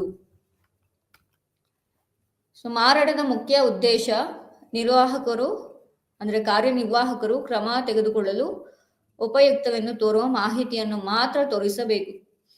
ಸೊ ಈ ಪಟ್ಟಿಯು ದೈನಂದಿನ ಕರೆ ವರದಿ, ಉತ್ಪಾದಕತೆ ವರದಿ, ಮಾರಾಟದ ಪೈಪ್ಲೈನ್, ಮುನ್ಸೂಚನೆ ಮುಂತಾದ ಅಂಶಗಳನ್ನು ಒಳಗೊಂಡಿರುತ್ತದೆ ಮತ್ತು ಅಂತಿಮವಾಗಿ ಮುಂಬರುವ ನಿಯಮಗಳಿಗೆ ಈ ಮಾರಾಟದ ಮುನ್ಸೂಚನೆ ಸಹಾಯ ಮಾಡುತ್ತಾ ಹೋಗುತ್ತದೆ. ಸೊ ಇಲ್ಲಿ ಈ ಸಂಖ್ಯೆಗಳು ಎಂದಿಗೂ ಪರಿಪೂರ್ಣ ಕಥೆಯನ್ನು ಹೇಳುವುದಿಲ್ಲ. ಮಾರಾಟ ಕೆಲಸಕ್ಕೆ ಬೇಕಾಗುವಂತಹ ಮಾರಾಟ ಪ್ರತಿನಿಧಿಗಳು ಡೇಟಾವನ್ನು ಒಂದು ರೀತಿಯಲ್ಲಿ ತೋರಿಸಲು ನಿರೀಕ್ಷಿಸಲಾಗಿದೆ. ಸೊ ಮಾರಾಟದ ಮುಖ್ಯ ಉದ್ದೇಶ ಏನಂತ ಹೇಳಿದ್ರೆ, ಯಾರು ಮಾರಾಟದ ಕಾರ್ಯನಿರ್ವಾಹಕರು ಇರ್ತಾ ಹೋಗ್ತಾರೋ ಸೊ ಅವರು ಬೇಕಾಗಿರುವಂತ ಕ್ರಮಗಳನ್ನ ತೆಗೆದುಕೊಳ್ಳಕ್ಕೆ ಇದು ಉಪಯುಕ್ತವಾಗಿದೆ. ಸೊ ಇಲ್ಲಿ ಆ ವರದಿಯಲ್ಲಿ ದೈನಂದಿನ ಕರೆ ವರದಿ ಅಂದ್ರೆ ಯಾರಿಗೆಲ್ಲ ಕರೆ ಮಾಡಿದ್ರು ಮಾರಾಟಕ್ಕೆ ಸಂಬಂಧಿಸಿದಂತೆ, ಸೊ ಅದರ ಡೀಟೇಲ್ಸ್, ಉತ್ಪಾದಕತೆ, ಎಷ್ಟು ಪ್ರೊಡಕ್ಷನ್ ಮಾಡಿ ಸೇಲ್ ಮಾಡಿದ್ದಾರೆ, ಮತ್ತೆ ಮಾರಾಟದ ಪೈಪ್ಲೈನ್, ಮತ್ತೆ ಮುನ್ಸೂಚನೆ ಅಂದ್ರೆ ಎಷ್ಟು ಸೇಲ್ ಆಗ್ಬೋದು ಅಂತ ಹೇಳಿ ಅವರು ಪ್ರಿಡಿಕ್ಟ್ ಮಾಡಿರ್ತಾರಲ್ಲ ಅದ್ರ ಬಗ್ಗೆ ಈ ಎಲ್ಲಾ ಅಂಶಗಳನ್ನ ಏನ್ ಮಾಡಿರ್ತಾರೆ ಮಾರಾಟ ವರದಿಯಲ್ಲಿ ನೀಡಿರ್ತಾ ಹೋಗ್ತಾರೆ. ಸೊ ಈ ಸಂಖ್ಯೆಗಳು ಅಂದ್ರೆ ಇಲ್ಲಿ ನಾವು ಆ ಸಂಖ್ಯೆಗಳು ನೋಡಿದ ತಕ್ಷಣ ಕಂಪ್ಲೀಟ್ ಇನ್ಫಾರ್ಮೇಶನ್ ಇದೆ ಅಂತ ನಾವು ತಿಳ್ಕೊಳಕ್ಕಾಗಲ್ಲ. ಸೊ ಇಲ್ಲಿ ಅದು ಯಾವಾಗ್ಲೂ ಸಹ ಪರಿಪೂರ್ಣ ಕಥೆಯನ್ನ ನಮ್ಗೆ ಕೊಡೋದಿಲ್ಲ. ಅದನ್ನ ಏನ್ ಮಾಡ್ಬೇಕಾಗುತ್ತೆ, ಈ ಡೇಟಾವನ್ನು ಪ್ರತಿನಿಧಿಗಳು ಕಂಪ್ಲೀಟ್ ಆಗಿ ಕೊಡೋ ರೀತಿ ಏನ್ ಮಾಡ್ಬೇಕಾಗುತ್ತೆ, ರಚಿಸ್ತಾ ಹೋಗ್ಬೇಕಾಗುತ್ತೆ ದಾಖಲೆಗಳನ್ನ. ನಿರ್ವಹಣೆಯು ಸೂಕ್ತ ರೀತಿಯಲ್ಲಿ ಅದನ್ನು ದೃಶ್ಯೀಕರಿಸಬಹುದು. ಮಾರಾಟ ದಾಖಲೆ, ಗ್ರಾಫ್ಗಳು, ಪೈಚಾರ್ಟ್ಗಳು, ಹಿಸ್ಟೋಗ್ರಾಮ್ಗಳು ಮುಂತಾದವುಗಳ ಬಳಕೆಯನ್ನು ಆಸಕ್ತಿದಾಯಕವಾಗಿಸಬೇಕು ಮತ್ತು ಸಂಖ್ಯೆಗಳನ್ನು ಸಂದರ್ಭಕ್ಕೆ ಅನುಗುಣವಾಗಿ ಜೋಡಿಸಬೇಕು. ಉದಾಹರಣೆಗೆ, ಇಂದಿನ ತಿಂಗಳ ಮಾರಾಟ ಕಡಿಮೆಯಾಗಿದೆ. ಮಹತ್ತರವಾಗಿ ಯಾವ ಕಾರಣದಿಂದ ಅದು ಕಡಿಮೆಯಾಗಿದೆ ಅಂತ ಹೇಳಿ ಮ್ಯಾನೇಜ್ಮೆಂಟ್, ಕಂಪನಿಯಲ್ಲಿ ಮ್ಯಾನೇಜ್ಮೆಂಟ್ ಇರ್ತಾರಲ್ವಾ, ಸೊ ಅವ್ರಿಗೆ ಏನ್ ಮಾಡ್ಬೇಕಾಗುತ್ತೆ, ಕಾರಣಗಳನ್ನ ನೀಡ್ತಾ ಹೋಗ್ಬೇಕಾಗುತ್ತೆ. ಸೊ ಆ ಕಾರಣಗಳ ಜೊತೆಗೆ ಅಂದ್ರೆ ಕಾರಣ ನಾವೇನ್ ಕೊಡ್ಬೋದು, ಏನಕ್ಕೋಸ್ಕರ ಮಾರಾಟ ಕಡಿಮೆ ಆಗಿದೆ ಅಂತ ಹೇಳಿ. ಸೊ ಅದಕ್ಕೆ ನಾವೇನ್ ಹೇಳ್ಬೋದು, ಮಾರಾಟ ವರದಿಯಲ್ಲಿ ಉಷ್ಣವಲಯದ ಚಂಡಮಾರುತ ಅಥವಾ ಇತರ ಯಾವುದೇ ಕಾರಣದಿಂದ ಮಾರಾಟವು ಕಡಿಮೆಯಾಗಿದೆ ಎಂದು ಸೂಚಿಸಲು ಸಾಧ್ಯವಾಗುತ್ತದೆ ಮತ್ತು ಇದು ಪ್ರದೇಶದಲ್ಲಿ ಕಡಿಮೆ ಸಂಖ್ಯೆಯ ಮಾರಾಟದಿಂದ ಕಾರಣವಾಗಿತ್ತು. ಇದು ದೊಡ್ಡ ಗ್ರಾಹಕರ ನೆಲೆಯನ್ನು ಆಕರ್ಷಿಸಿತು ಮತ್ತು ಊಹಿಸಲಾದ ಮಾರಾಟ ಡೇಟಾವನ್ನು ತೋರಿಸುತ್ತದೆ ಎಂದು ತೋರಿಸಬೇಕು. ಮತ್ತೆ ಸೊ ಅಲ್ಲಿ ಏನ್ ಮಾಡ್ಬೇಕಾಗುತ್ತೆ ಅಂತ ಹೇಳಿದ್ರೆ, ಮುಂಬರುವ ತಿಂಗಳುಗಳಲ್ಲಿ ಯಾವ ರೀತಿ ಮಾರಾಟವನ್ನ ನಾವು ಜಾಸ್ತಿ ಮಾಡ್ತೀವಿ ಅಂತ ಹೇಳಿನೂ ಸಹ ಅಲ್ಲಿ ನಾವು ಕಂಪ್ಲೀಟ್ ಇನ್ಫಾರ್ಮೇಶನ್ ಕೊಡ್ತಾ ಹೋಗ್ಬೇಕಾಗುತ್ತೆ. ಸೊ ಮಾರಾಟ ವರದಿ ಅನ್ನೋದು ಯಾವ ರೀತಿ ಇರ್ಬೇಕು ಅಂತ ಹೇಳಿದ್ರೆ, ಎಲ್ಲ ಕಂಪ್ಲೀಟ್ ಮಾಹಿತಿಯನ್ನ ನಾವು ಅಲ್ಲಿ ಕೊಡ್ತಾ ಹೋಗ್ಬೇಕಾಗುತ್ತೆ. ಸೊ ಅದನ್ನ ನಾವೇನ್ ಮಾಡ್ಬೋದು, ಗ್ರಾಫ್ಗಳು, ಪೈ ಚಾರ್ಟ್ ಮತ್ತೆ ಹಿಸ್ಟೋಗ್ರಾಮ್ಗಳನ್ನ ಮುಖಾಂತರ ಸೊ ಎಲ್ಲ ಇನ್ಫಾರ್ಮೇಶನ್ ನಾವು ಕೊಡ್ತಾ ಹೋಗ್ಬೋದು. ನಂತರ ಅಲ್ಲಿಗೆ ಒಂದು ಉದಾಹರಣೆನೂ ಸಹ ಅಲ್ಲಿ ಕೊಟ್ಟಿದ್ದಾರೆ. ಉದಾಹರಣೆ ಏನಂತ ಹೇಳಿದ್ರೆ, ಲಾಸ್ಟ್ ತಿಂಗಳು ನಮ್ಗೇನಾಗಿದೆ, ಮಾರಾಟ ಕಡಿಮೆ ಆಗಿದೆ ಅಂದ್ರೆ ಸುಮ್ಮನೆ ಇರ್ತಾರೆ ಮ್ಯಾನೇಜ್ಮೆಂಟ್ ಅವರು, ಅವ್ರು ಕ್ವಶನ್ ಮಾಡ್ತಾರಲ್ವಾ, ಯಾವ ಕಾರಣಕ್ಕೋಸ್ಕರ ಮಾರಾಟ ಕಡಿಮೆ ಆಯ್ತು ಅಂತ ಹೇಳಿ. ಅಲ್ಲಿ ನಾವ್ ಏನ್ ಮಾಡ್ಬೇಕಾಗುತ್ತೆ, ವರದಿನ ಕೊಡ್ತಾ ಹೋಗ್ಬೇಕಾಗುತ್ತೆ. ವರದಿಯಲ್ಲಿ ಯಾವ ಕಾರಣದಿಂದ ಮಾರಾಟ ಕಡಿಮೆ ಆಗಿದೆ ಅಂತ ಹೇಳಿ ನಾವು ಅಲ್ಲಿ ಕಾರಣಗಳನ್ನ ನೀಡ್ತಾ ಹೋಗ್ಬೇಕು. ಉದಾಹರಣೆಗೆ ಅಲ್ಲಿ ಯಾವ ಕಾರಣ ಇರ್ಬೋದು, ಮೇ ಬಿ ಯಾವುದೋ ಒಂದು ನ್ಯಾಚುರಲ್ ಕಲಾಮಿಟೀಸ್, ಅದು ಚಂಡಮಾರುತ, ಸೈಕ್ಲೋನ್ ಅಂತ ಹೇಳಿ ನಾನು ಅಲ್ಲಿ ಉದಾಹರಣೆ ಕೊಟ್ಟಿದ್ದೀನಿ. ಸೊ ಈ ರೀತಿ ಡಿಫ್ರೆಂಟ್ ರೀಸನ್ಸ್ ಇನ್ನೇನಾಗುತ್ತೆ, ಮಾರಾಟ ಕಡಿಮೆ ಆಗ್ತಾ ಹೋಗುತ್ತೆ. ಆ ರೀಸನ್ಸ್ ನಾವು ಏನ್ ಮಾಡ್ಬೇಕಾಗುತ್ತೆ, ಅಲ್ಲಿ ಮೆನ್ಷನ್ ಮಾಡ್ತಾ ಹೋಗ್ಬೇಕಾಗುತ್ತೆ. ಅದಾದ್ಮೇಲೆ ನೆಕ್ಸ್ಟ್ ಏನ್ ಮಾಡ್ಬೇಕಾಗುತ್ತೆ, ನೆಕ್ಸ್ಟ್ ನಾವ್ ಯಾವ ರೀತಿ ಮಾರಾಟನ ಜಾಸ್ತಿ ಮಾಡ್ತಿದೀವಿ, ಮುಂಬರುವ ತಿಂಗಳುಗಳಲ್ಲಿ ಯಾವ ರೀತಿ ಏರಿಕೆ ಮಾಡ್ತಿದೀವಿ ಅಂತ ಹೇಳಿ ಸಹ ಅಲ್ಲಿ ನಾವು ಕಂಪ್ಲೀಟ್ ಇನ್ಫಾರ್ಮೇಶನ್ ಕೊಡ್ತಾ ಹೋಗ್ಬೇಕಾಗುತ್ತೆ. ಸೊ ಇದೇನಾಗುತ್ತೆ, ಮಾರಾಟದ ತಂಡಕ್ಕೆ ಅವರು ನಿಜವಾಗ್ಲಿಯೂ ಕೆಲಸ ಮಾಡ್ತೀರ ಅಂತ ಹೇಳಿ ಸಹಾಯ ಮಾಡ್ತಾ ಹೋಗುತ್ತೆ ಈ ವರದಿ. ನಂತರ ಮಾರಾಟ ಕೈಪಿಡಿ.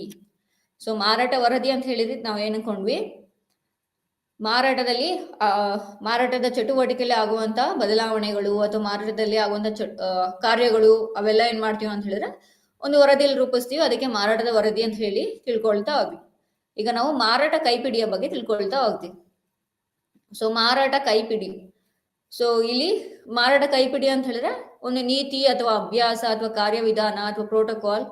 ಸೊ ಯಾವ ರೀತಿ ಕಂಪನಿಯು ರನ್ ಆಗೋದಕ್ಕೆ ಅಥವಾ ಕಂಪನಿಯಲ್ಲಿ ಮಾರಾಟ ಜಾಸ್ತಿ ಮಾಡಕ್ಕೆ ಯಾವ್ದೆಲ್ಲ ಕಂಪನಿ ನೀತಿ ಇರ್ಬೋದು ಅಥವಾ ಅಭ್ಯಾಸಗಳಿರ್ಬೋದು ಅಥವಾ ಕಾರ್ಯವಿಧಾನಗಳಿರ್ಬೋದು ಅಥವಾ ಯಾವ ಪ್ರೋಟೋಕಾಲ್ಗಳನ್ನ ಆಧಾರದ ಮೇಲೆ ಅವರು ಮಾರಾಟಗಾರಿಕೆನ ಮಾಡ್ತೀರ ಅನ್ನೋದಕ್ಕೆ ನಾವು ಮಾರಾಟ ಕೈಪಿಡಿ ಅಂತ ಹೇಳ್ತಾ ಹೋಗ್ತೀವಿ.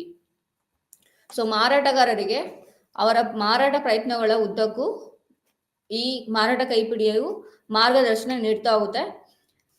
ಅವರ ಕಾರ್ಯಕ್ಷಮತೆ ಮತ್ತೆ ಅವರ ಆದಾಯವನ್ನು ಗಳಿಸುವ ಮಾರಾಟ ಪ್ರತಿನಿಧಿಗಳು ಅವರ ಪ್ರಯತ್ನಗಳು ಕಂಪನಿಗೆ ನಿರ್ಣಾಯಕವಾಗಿವೆ.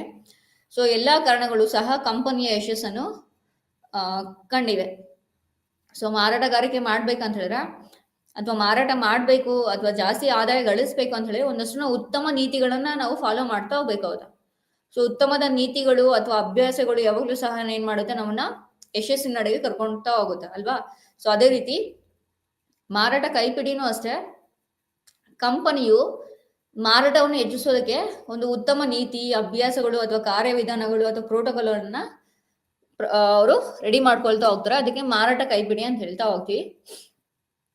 ಸೊ ಇದು ಕಂಪನಿಯು ಮಾರಾಟ ಮಾಡಕ್ಕೆ ಬೇಕಾದಂತ ಪ್ರತಿಯೊಂದು ಅಂಶಗಳನ್ನು ಸಹ ಅವರು ಆಧರಿಸಿ ಈ ಕೈಪಿಡಿಯನ್ನು ರಚಿಸ್ತಾ ಹೋಗ್ತಾರೆ. ಅವರ ಕಾರ್ಯಕ್ಷಮತೆ ಮತ್ತು ಅವರ ಆದಾಯ ಅಂದ್ರೆ ಮಾರಾಟ ಪ್ರತಿನಿಧಿಗಳ ಆದಾಯ, ಅವರ ಪ್ರಯತ್ನಗಳು ಪ್ರತಿಯೊಂದು ಸಹ ಏನಾಗುತ್ತೆ ಈ ಮಾರಾಟ ಕೈಪಿಡಿಯ ಮೇಲೆ ಆಧಾರವಾಗಿರ್ತಾ ಹೋಗುತ್ತೆ. ಸೊ ಅಭಿವೃದ್ಧಿ ಹೊಂದುತ್ತಿರುವ ಕಂಪನಿಯ ಮಾರಾಟ ತಂಡವು ಅಗತ್ಯವಿರುವ ಎಲ್ಲಾ ಮಾಹಿತಿಗೆ ಪ್ರವೇಶವನ್ನು ಹೊಂದಿದೆ. ಸಂಸ್ಥೆಯಲ್ಲಿ ಧನಾತ್ಮಕ ಬದಲಾವಣೆಗಳನ್ನು ತರಲು ಅವುಗಳನ್ನು ಎಲ್ಲಾ ಸನ್ನಿವೇಶಗಳೊಂದಿಗೆ ನವೀಕರಿಸಲಾಗಿದೆ. ಇದು ಅವರನ್ನು ಹೆಚ್ಚು ಪರಿಣಾಮಕಾರಿಯಾಗಿ ಮತ್ತು ಚುರುಕಾಗಿ ಮಾಡುತ್ತದೆ. ಸೊ ಕಂಪನಿಗಳು ಸಾಕಷ್ಟು ಮತ್ತು ನೈಜತೆಯನ್ನು ಒದಗಿಸುತ್ತವೆ. ದೊಡ್ಡದಾಗಿ ಉತ್ಪಾದಿಸಲು ಎಲ್ಲಾ ವಿಧಾನಗಳೊಂದಿಗೆ ಅವರನ್ನು ಬೆಂಬಲಿಸಲು ಮಾರಾಟ ಸಿಬ್ಬಂದಿಗೆ ಸಮಯದ ಡೇಟಾ, ಹೆಚ್ಚಿನ ಸಂಖ್ಯೆಯ ನಿರೀಕ್ಷೆಗಳು ಸಂಪರ್ಕಿಸುವ ಮೂಲಕ ಆದಾಯವನ್ನು ಮಾರಾಟ ತಂಡಕ್ಕೆ ನೀಡಲಾಗುತ್ತದೆ ಮತ್ತು ಮಾರಾಟ ತಂಡಕ್ಕೆ ತರಬೇತಿ ನೀಡಲಾಗುತ್ತದೆ. ಕಂಪನಿಯ ಬೆಳವಣಿಗೆಗೆ ಇದು ಅನಿವಾರ್ಯವಾಗಿರುತ್ತದೆ. ಒಂದು ಸಿಬ್ಬಂದಿಯಿಂದ ರಚಿಸಲಾದ ಮಾರಾಟ ಕೈಪಿಡಿ ಎಂಟರ್ಪ್ರೈಸ್ ಅಥವಾ ಕಂಪನಿಯನ್ನು ಎಲ್ಲರೊಂದಿಗೂ ಹಂಚಿಕೊಳ್ಳಲಾಗುತ್ತದೆ ಮತ್ತು ಮಾರಾಟ ತಂಡವು ಅಂತಹವರಿಂದ ಹೆಚ್ಚು ಪ್ರಯೋಜನವನ್ನು ಪಡೆಯುತ್ತದೆ. ಮಾರಾಟ ತಂಡಕ್ಕೆ ಇದು ಪ್ರಮುಖ ಸಂಪನ್ಮೂಲವಾಗಿದೆ, ಏಕೆಂದರೆ ಇದು ಸಿಬ್ಬಂದಿ ತರಬೇತಿಯ ಅತ್ಯಗತ್ಯ ಭಾಗವಾಗಿದೆ. ತಂಡಕ್ಕೆ ಅಗತ್ಯವಿರುವ ಎಲ್ಲಾ ಮಾಹಿತಿಯು ಕೈಪಿಡಿಯಲ್ಲಿರುತ್ತದೆ ಮತ್ತು ಮಾರಾಟದ ಸಹವರ್ತಿಗಳ ವಿಶ್ವಾಸಾರ್ಹ ಕಾರ್ಯಕ್ಷಮತೆಯನ್ನು ಖಾತರಿಪಡಿಸುತ್ತದೆ. ಕಂಪನಿಯ ಮಾರಾಟ ಪ್ರಕ್ರಿಯೆ ಮಾರಾಟ ಕೈಪಿಡಿಯ ಬಳಕೆಯ ಮೂಲಕ ಕಲಿಸಲಾಗುತ್ತದೆ. ಇದು ಮಾರಾಟ ಸಿಬ್ಬಂದಿಗೆ ಶಿಕ್ಷಣ ನೀಡಲಾಗುತ್ತದೆ. ಕಂಪನಿಯ ಪ್ರಮುಖ ಯೋಜನೆಗಳು, ಪ್ರಕ್ರಿಯೆಗೆ ಸಂಬಂಧಿಸಿದ ಅನುಕೂಲಗಳು ಮತ್ತು ವಿಷಯಗಳ ಬಗ್ಗೆ ಕೈಪಿಡಿ ಸಂಸ್ಥೆಯಲ್ಲಿ ಮಾಡಲಾಗುತ್ತದೆ. ಸಹವರ್ತಿಗಳಿಗೆ ಸ್ಪರ್ಧಾತ್ಮಕತೆಯನ್ನು ಮಾರಾಟ ಕೈಪಿಡಿ ಮೂಲಕ ಮಾರುಕಟ್ಟೆಗಳು ಅವುಗಳ ಬಗ್ಗೆ ಅರಿವು ಮೂಡಿಸಬಹುದು. ಇದು ಸಹವರ್ತಿಗಳಿಗೆ ಕಲಿಸುವ ಮಾರ್ಗದರ್ಶಿಯಾಗಿ ಕಾರ್ಯನಿರ್ವಹಿಸುತ್ತದೆ ಮತ್ತು ಕೈಪಿಡಿಯು ಜೀವಂತ ದಾಖಲೆಯಾಗಿರಬೇಕು. ಅದನ್ನು ಸಮಯೋಚಿತವಾಗಿ ನವೀಕರಿಸಬೇಕು.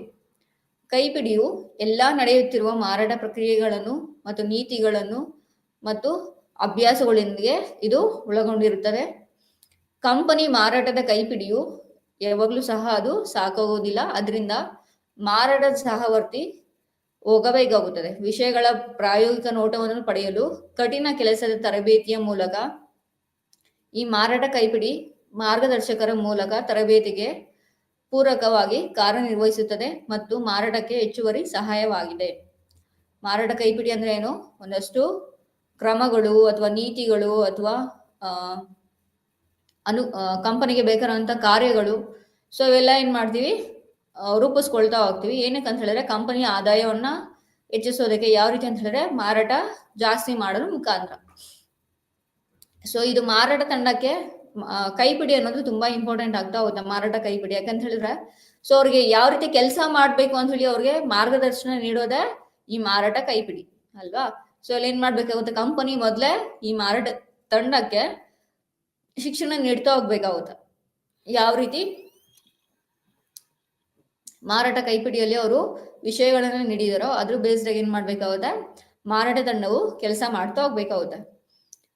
ಸೊ ಇದು ಅವ್ರಿಗೆ ತುಂಬಾ ಪ್ರಯೋಜನಕಾರಿಯಾಗಿರ್ತಾ ಹೋಗುತ್ತೆ. ಯಾಕಂದ್ರೆ ಎಲ್ಲಾ ವಿಷಯಗಳು ಸಹ ಆ ಮಾರಾಟ ಕೈಪಿಡಿಯಲ್ಲಿ ಆಲ್ರೆಡಿ ಅವರು ರಚಿಸಿರ್ತಾರೆ.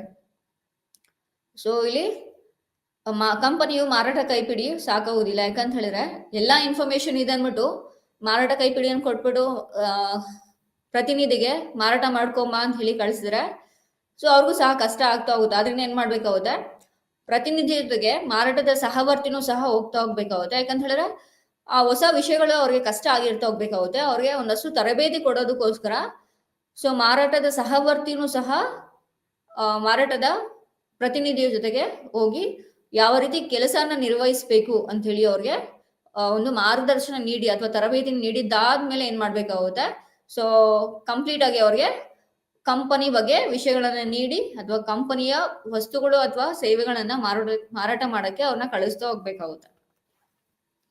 ಸೊ ಈ ಮಾರಾಟ ಕೈಪಿಡಿಯ ಪ್ರಯೋಜನಗಳು ಏನೆಲ್ಲ ಅಂತ ಹೇಳಿದ್ರೆ, ಸೊ ಕೆಲವು ಕಂಪನಿಗಳ ಯಶಸ್ಸಿನ ದರವು ನಿರಂತರವಾಗಿ ಹೆಚ್ಚುತ್ತಿರುವ ದೃಢವಾದ ಮಾರಾಟ ತಂಡದಿಂದ ಮಾತ್ರ.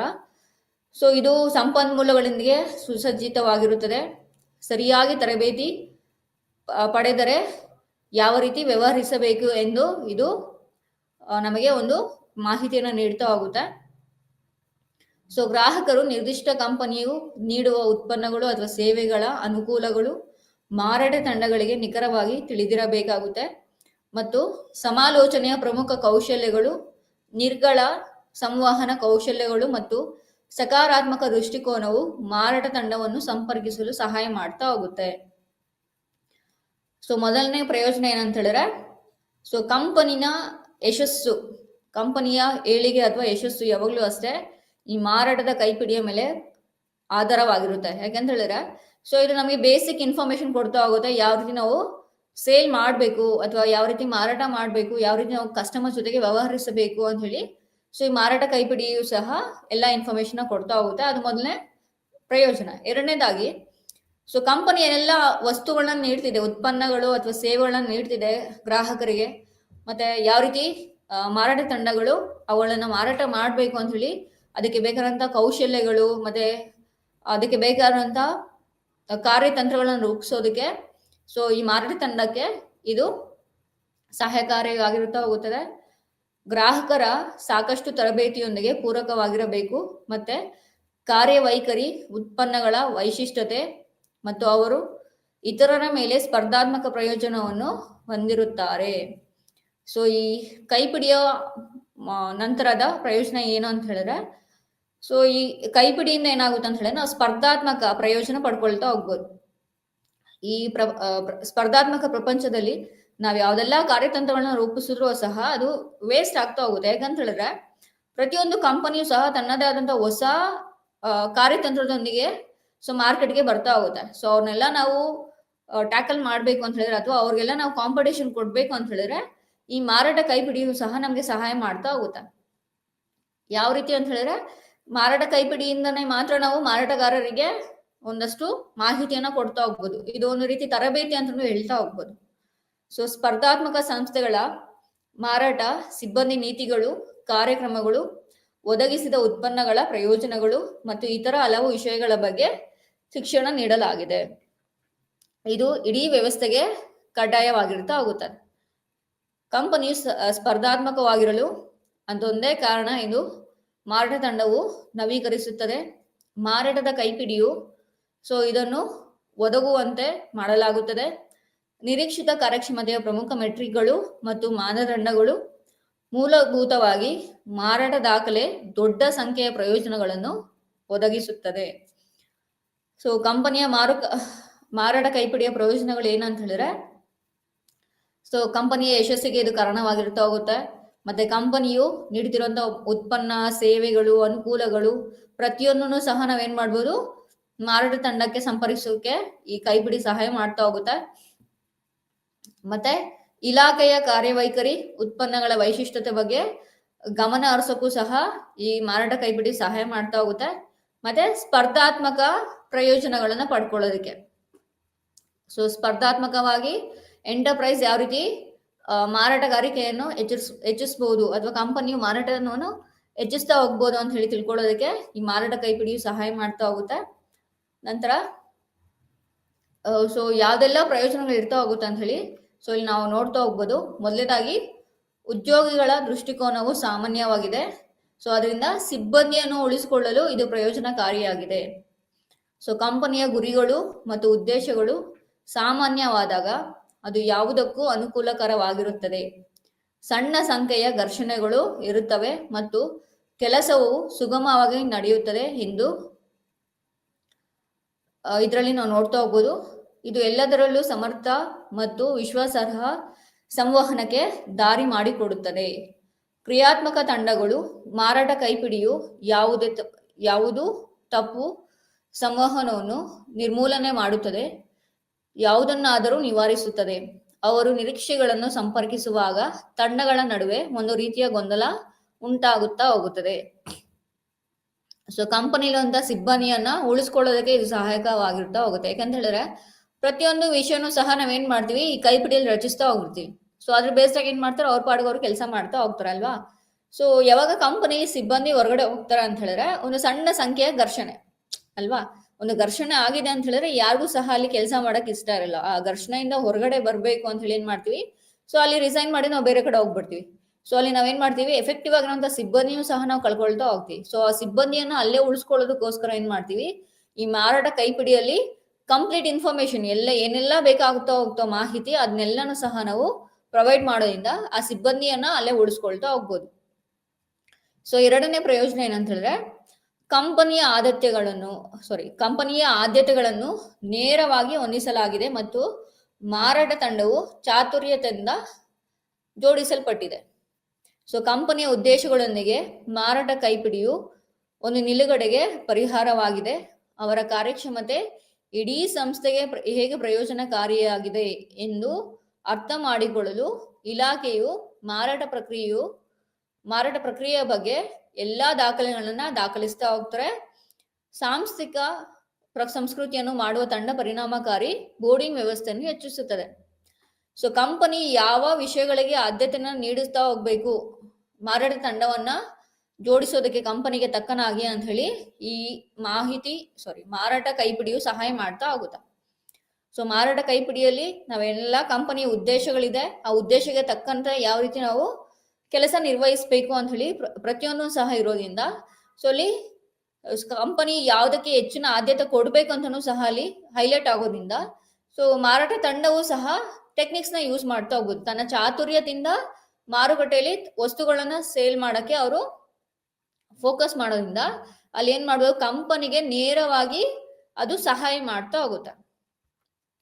ನಂತರ ಮಾರಾಟ ಮತ್ತು ಮಾರ್ಕೆಟಿಂಗ್ ಪ್ರಕ್ರಿಯೆಯ ವ್ಯವಸ್ಥೆಯನ್ನು ಸುಧಾರಿಸುವುದು.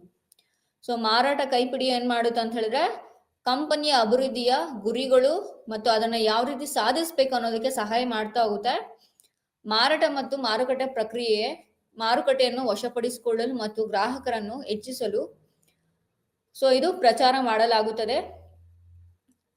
ಕಂಪನಿಯು ಯಾವ ರೀತಿ ಮಾರಾಟನ ಹೆಚ್ಚಿಸಬೇಕು ಅಥವಾ ಮಾರಾಟ ಪ್ರಕ್ರಿಯೆಯನ್ನು ಸುಧಾರಿಸಬೇಕು ಅನ್ನೋದಕ್ಕೆ ಸಹ ಮಾರಾಟ ಕೈಪಿಡಿಯು ಸಹಾಯ ಮಾಡ್ತಾ ಹೋಗುತ್ತೆ. ನಂತರ ಇದು ಮಾರಾಟ ತಂಡವನ್ನು ಅವರಿಗೆ ಅಗತ್ಯವಿರುವ ಉಪಕರಣಗಳು ಮತ್ತು ತಂತ್ರಗಳೊಂದಿಗೆ ಸಜ್ಜುಗೊಳಿಸುತ್ತದೆ. ಸೂಕ್ತವಾದಂತಹ ಮಾರಾಟ ಕೈಪಿಡಿಯು ಮಾರಾಟ ಸಿಬ್ಬಂದಿಗೆ ಅವರು ಮುಚ್ಚಲು ಅಗತ್ಯವಿರುವಂತಹ ಉಪಕರಣಗಳು ಮತ್ತು ಹೆಚ್ಚುವರಿ ಸಂಭವನೀಯ ನಿರೀಕ್ಷೆಗಳನ್ನು ಖರೀದಿದಾರನಿಗೆ ಪರಿವರ್ತಿಸಲು ವ್ಯವಸ್ಥೆಗಳನ್ನ ನೀಡ್ತಾ ಹೋಗುತ್ತೆ. ಇದು ಮಾರಾಟ ವಜಾಗೊಳಿಸುವಿಕೆ ಅಥವಾ ನಿರಾಕರಣೆಗಳನ್ನು ಹೇಗೆ ಜಯಿಸುವುದು ಮತ್ತು ಸಂಸ್ಥೆಯನ್ನು ಹೇಗೆ ಪರಿಹರಿಸುವುದು ಎಂಬುದನ್ನು ಸಿಬ್ಬಂದಿ ನೋಡುತ್ತಾರೆ. ಅದಕ್ಕೆ ತಕ್ಕನಾಗಿ ಏನ್ ಮಾಡ್ಬೇಕಾಗುತ್ತೆ, ಮ್ಯಾನೇಜರ್ಗಳು ತಮ್ಮ ವ್ಯವಹಾರಗಳನ್ನು ಮತ್ತು ಮುಖ್ಯ ಗುರಿಯನ್ನು ತಲುಪಿ ವಿಸ್ತರಿಸಲು ಸಹಾಯ ಮಾಡ್ತಾ ಹೋಗ್ತಾರೆ. ಸೊ ಮೊದಲನೇದಾಗಿ ಕಂಪನಿ ಆದಾಯನ ಹೆಚ್ಚಿಸೋಕೆ, ಎರಡನೇದಾಗಿ ಸಿಬ್ಬಂದಿಯನ್ನ ಅಲ್ಲೇ ಉಳಿಸ್ಕೊಳ್ಳೋದಕ್ಕೆ, ಮೂರನೇದಾಗಿ ಮಾರಾಟ ಮತ್ತು ಮಾರ್ಕೆಟಿಂಗ್ ಪ್ರಕ್ರಿಯೆ ವ್ಯವಸ್ಥೆನ ಸುಧಾರಿಸೋಕೆ, ನಂತರ ಮಾರಾಟ ತಂಡವನ್ನು ಅವರಿಗೆ ಅಗತ್ಯವಿರುವಂತ ಉಪಕರಣಗಳು ಮತ್ತು ತಂತ್ರಗಳೊಂದಿಗೆ ಸಜ್ಜುಗೊಳಿಸೋದಕ್ಕೆ ಈ ಮಾರಾಟ ಕೈಪಿಡಿಯು ಸಹಾಯ ಮಾಡ್ತಾ ಹೋಗುತ್ತೆ. ಸೊ ಇಷ್ಟೆಲ್ಲ ನಾವು ತಿಳ್ಕೊಳ್ತಾ ಹೋದ್ವಿ. ಅಂದ್ರೆ ನಾವು ಮಾರಾಟ ಕೈಪಿಡಿಯಲ್ಲಿ ಒಂದಷ್ಟು ವಿಷಯಗಳು ಇರ್ತಾ ಹೋಗುತ್ತೆ, ಮಾರಾಟಕ್ಕೆ ಸಂಬಂಧಿಸಿದಂತೆ ಅಥವಾ ನೀತಿಗಳು ಇರ್ತಾ ಹೋಗುತ್ತೆ ಅಂತ ಹೇಳಿ ತಿಳ್ಕೊಳ್ತಾ ಹೋದ್ವಲ್ಲ. ಸೊ ಅದ್ರಲ್ಲಿ ಪ್ರಮುಖವಾದಂತ ವಿಷಯಗಳು ಯಾವ್ದೆಲ್ಲ ಇನ್ಕ್ಲೂಡ್ ಮಾಡ್ಬೇಕು ಅಂತ ಹೇಳಿ ನಾವು ತಿಳ್ಕೊಳ್ತೀವಿ. ಮೊದಲನೇದಾಗಿ ಸಂಪರ್ಕ ಮಾಹಿತಿ.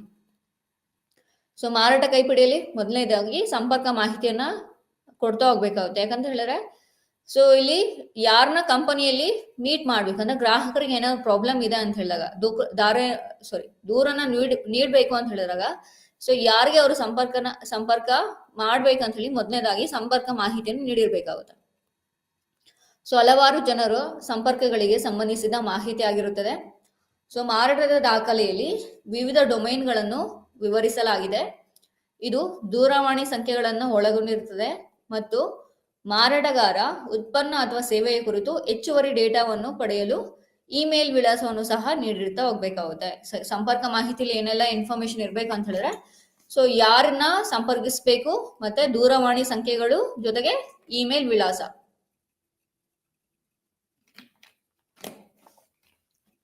ಸೊ ಇಷ್ಟು ಸಂಪರ್ಕ ಮಾಹಿತಿಯನ್ನು ಅಲ್ಲಿ ನೀಡಿರ್ಬೇಕಾಗುತ್ತೆ. ನಂತರ ಮಾರಾಟ ತಂತ್ರಗಳು.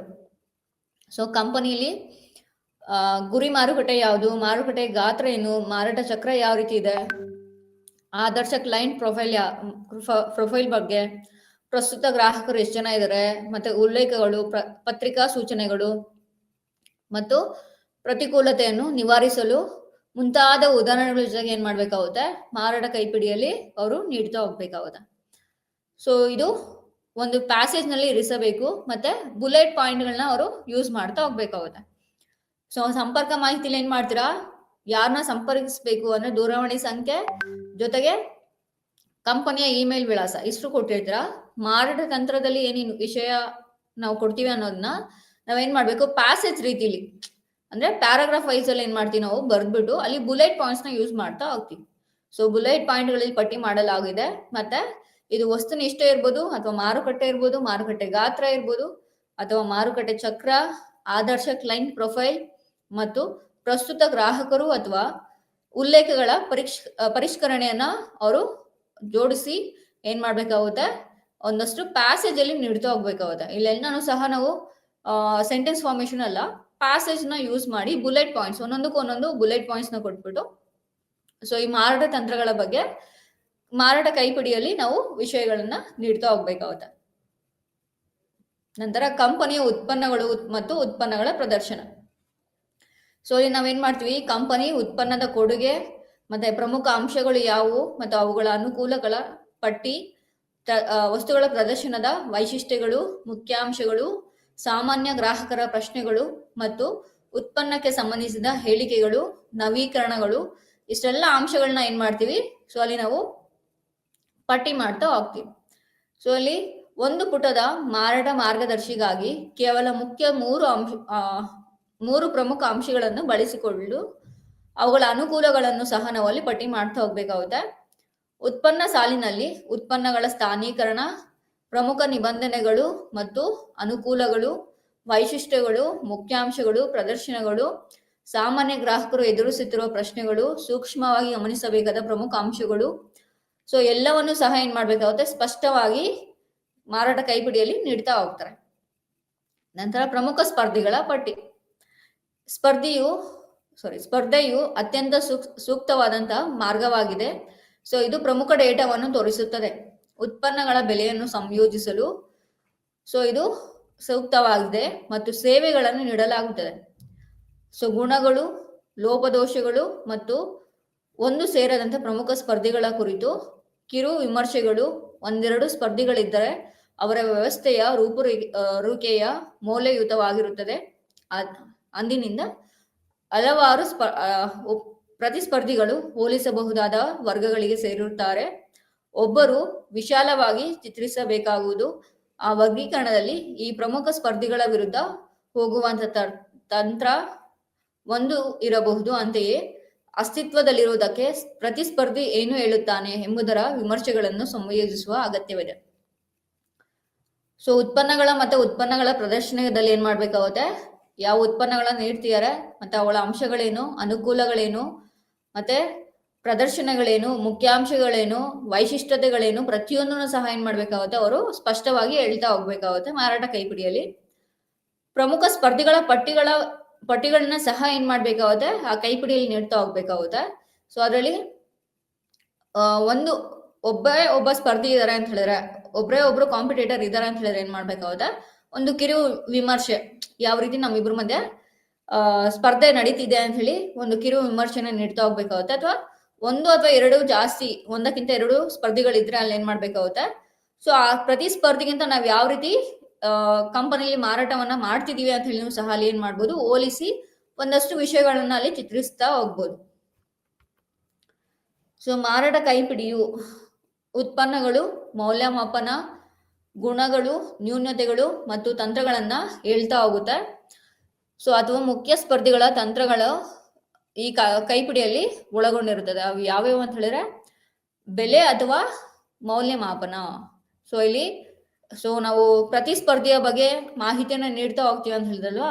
ಸೊ ಪ್ರತಿಸ್ಪರ್ಧಿಗಳು ಮಾಹಿತಿ ನೀಡಬೇಕಾದ್ರೆ ಯಾವ್ದೆಲ್ಲ ತಂತ್ರಗಳನ್ನ ಗುಣಗಳನ್ನ ನಾವು ಅಲ್ಲಿ ಕೈಪಿಡಿಯಲ್ಲಿ ಆಡ್ ಮಾಡ್ತಾ ಹೋಗ್ಬೋದು ಅಂತ ಹೇಳಿದ್ರೆ, ಬೆಲೆ ಅಥವಾ ಮೌಲ್ಯಮಾಪನ, ಯಾವ ರೀತಿ ಸ್ಪರ್ಧೆಗಿಂತ ನಮ್ಮ ಬೆಲೆ ಕಡಿಮೆ ಆಗಿದೆ ಅಥವಾ ಜಾಸ್ತಿ ಆಗಿದೆ, ಅದಕ್ಕೆ ಅಂದಾಜು ಎಷ್ಟು ಅಥವಾ ವಿನಂತಿಸುವುದು ಮುಂತಾದವನ್ನು ಸಹ ಅಲ್ಲಿ ನಾವು ಆಡ್ ಮಾಡ್ತಾ ಹೋಗ್ಬೋದು. ಮತ್ತೆ ಗ್ಯಾರಂಟಿ, ಸೊ ಇಲ್ಲಿ ಡೇಟಾ ಶೀಟ್ಗಳು, ಕರಪತ್ರಗಳು, ಮತ್ತೆ ಬಿಳಿ ಕಾಗದಗಳು, ಸೊ ಇಷ್ಟನ್ನು ಸಹ ಅಲ್ಲಿ ಅವರು ಆಡ್ ಮಾಡ್ತಾರೆ.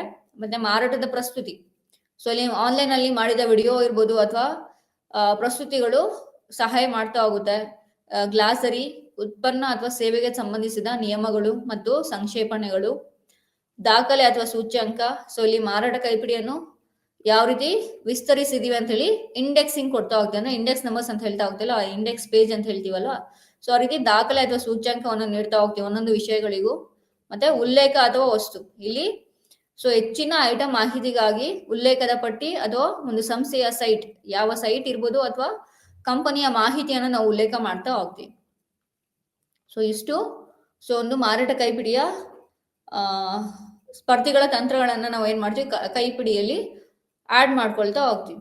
ಒಂದು ಬೆಲೆ ಅಥವಾ ಮೌಲ್ಯಮಾಪನ, ಗ್ಯಾರಂಟಿ, ಮಾರಾಟದ ಪ್ರಸ್ತುತಿ, ಗ್ಲಾಸರಿ, ದಾಖಲೆ ಅಥವಾ ಸೂಚ್ಯಾಂಕ, ಉಲ್ಲೇಖ ಅಥವಾ ವಸ್ತು. ಸೊ ಇಷ್ಟನ್ನು ಸಹ ನಾವೇನ್ ಮಾಡ್ತೀವಿ, ಮಾರಾಟ ಕೈಪಿಡಿಯಲ್ಲಿ ಆಡ್ ಮಾಡ್ಕೊಳ್ತಾ ಹೋಗ್ತೀವಿ. ಸೊ ವಿದ್ಯಾರ್ಥಿಗಳು ಇಂದಿನ ತರಗತಿಯಲ್ಲಿ ನಾವೇನೆಲ್ಲ ತಿಳ್ಕೊಳ್ತಾ ಹೋದ್ವಿ, ದೂರು ಮತ್ತೆ ಹೊಂದಾಣಿಕೆಯ ಪತ್ರದ ಬಗ್ಗೆ.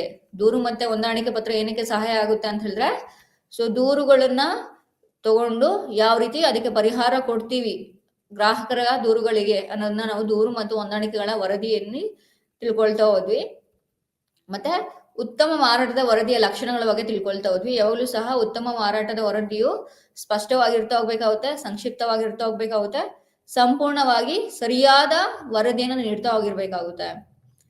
ತದನಂತರ ನಾವು ಮಾರಾಟ ಕೈಪಿಡಿಯ ಬಗ್ಗೆ ತಿಳ್ಕೊಂಡ್ವಿ. ಸೊ ಮಾರಾಟ ಕೈಪಿಡಿ ಅಂದ್ರೆ ಏನು, ಉತ್ತಮ ನೀತಿ, ಅಭ್ಯಾಸಗಳು, ಕಾರ್ಯವಿಧಾನಗಳು ಮತ್ತು ಪ್ರೋಟೋಕಾಲ್ಗಳನ್ನು ತಿಳಿಸುವ ಒಂದು ಮಾರ್ಗದರ್ಶಿ ದಾಖಲೆ ಆಗಿರ್ತಾ ಹೋಗುತ್ತೆ. ಸೊ ಇಲ್ಲಿ ಕಂಪನಿ ಯಾವ ರೀತಿ ಮಾರಾಟನ ಹೆಚ್ಚಿಸಕ್ಕೆ ಏನೆಲ್ಲ ಅಂಶಗಳು ಬೇಕಾಗ್ತಾ ಹೋಗುತ್ತೋ, ಅದು ನೀತಿ ಇರ್ಬೋದು, ಕಾರ್ಯಗಳಿರ್ಬೋದು, ಅಥವಾ ಯೋಜನೆಗಳಿರ್ಬೋದು, ಅಥವಾ ಕಂಪನಿಯ ಕೌಶಲ್ಯಗಳಿರ್ಬೋದು, ಇವೆಲ್ಲ ಏನ್ ಮಾಡ್ತೀವಿ ಅಂತ ಹೇಳಿದ್ರೆ ಒಂದು ಮಾರ್ಗದರ್ಶಿಯಾಗಿ ನಾವು ರಚಿಸ್ತಾ ಹೋಗ್ತೀವಿ. ಅದಕ್ಕೆ ಮಾರಾಟದ ಕೈಪಿಡಿ ಅಂತ ಹೇಳ್ತಾ ಹೋಗ್ತೀವಿ. ಸೊ ಅದರಲ್ಲಿ ಪ್ರಯೋಜನಗಳನ್ನ ತಿಳ್ಕೊಂಡ್ವಿ.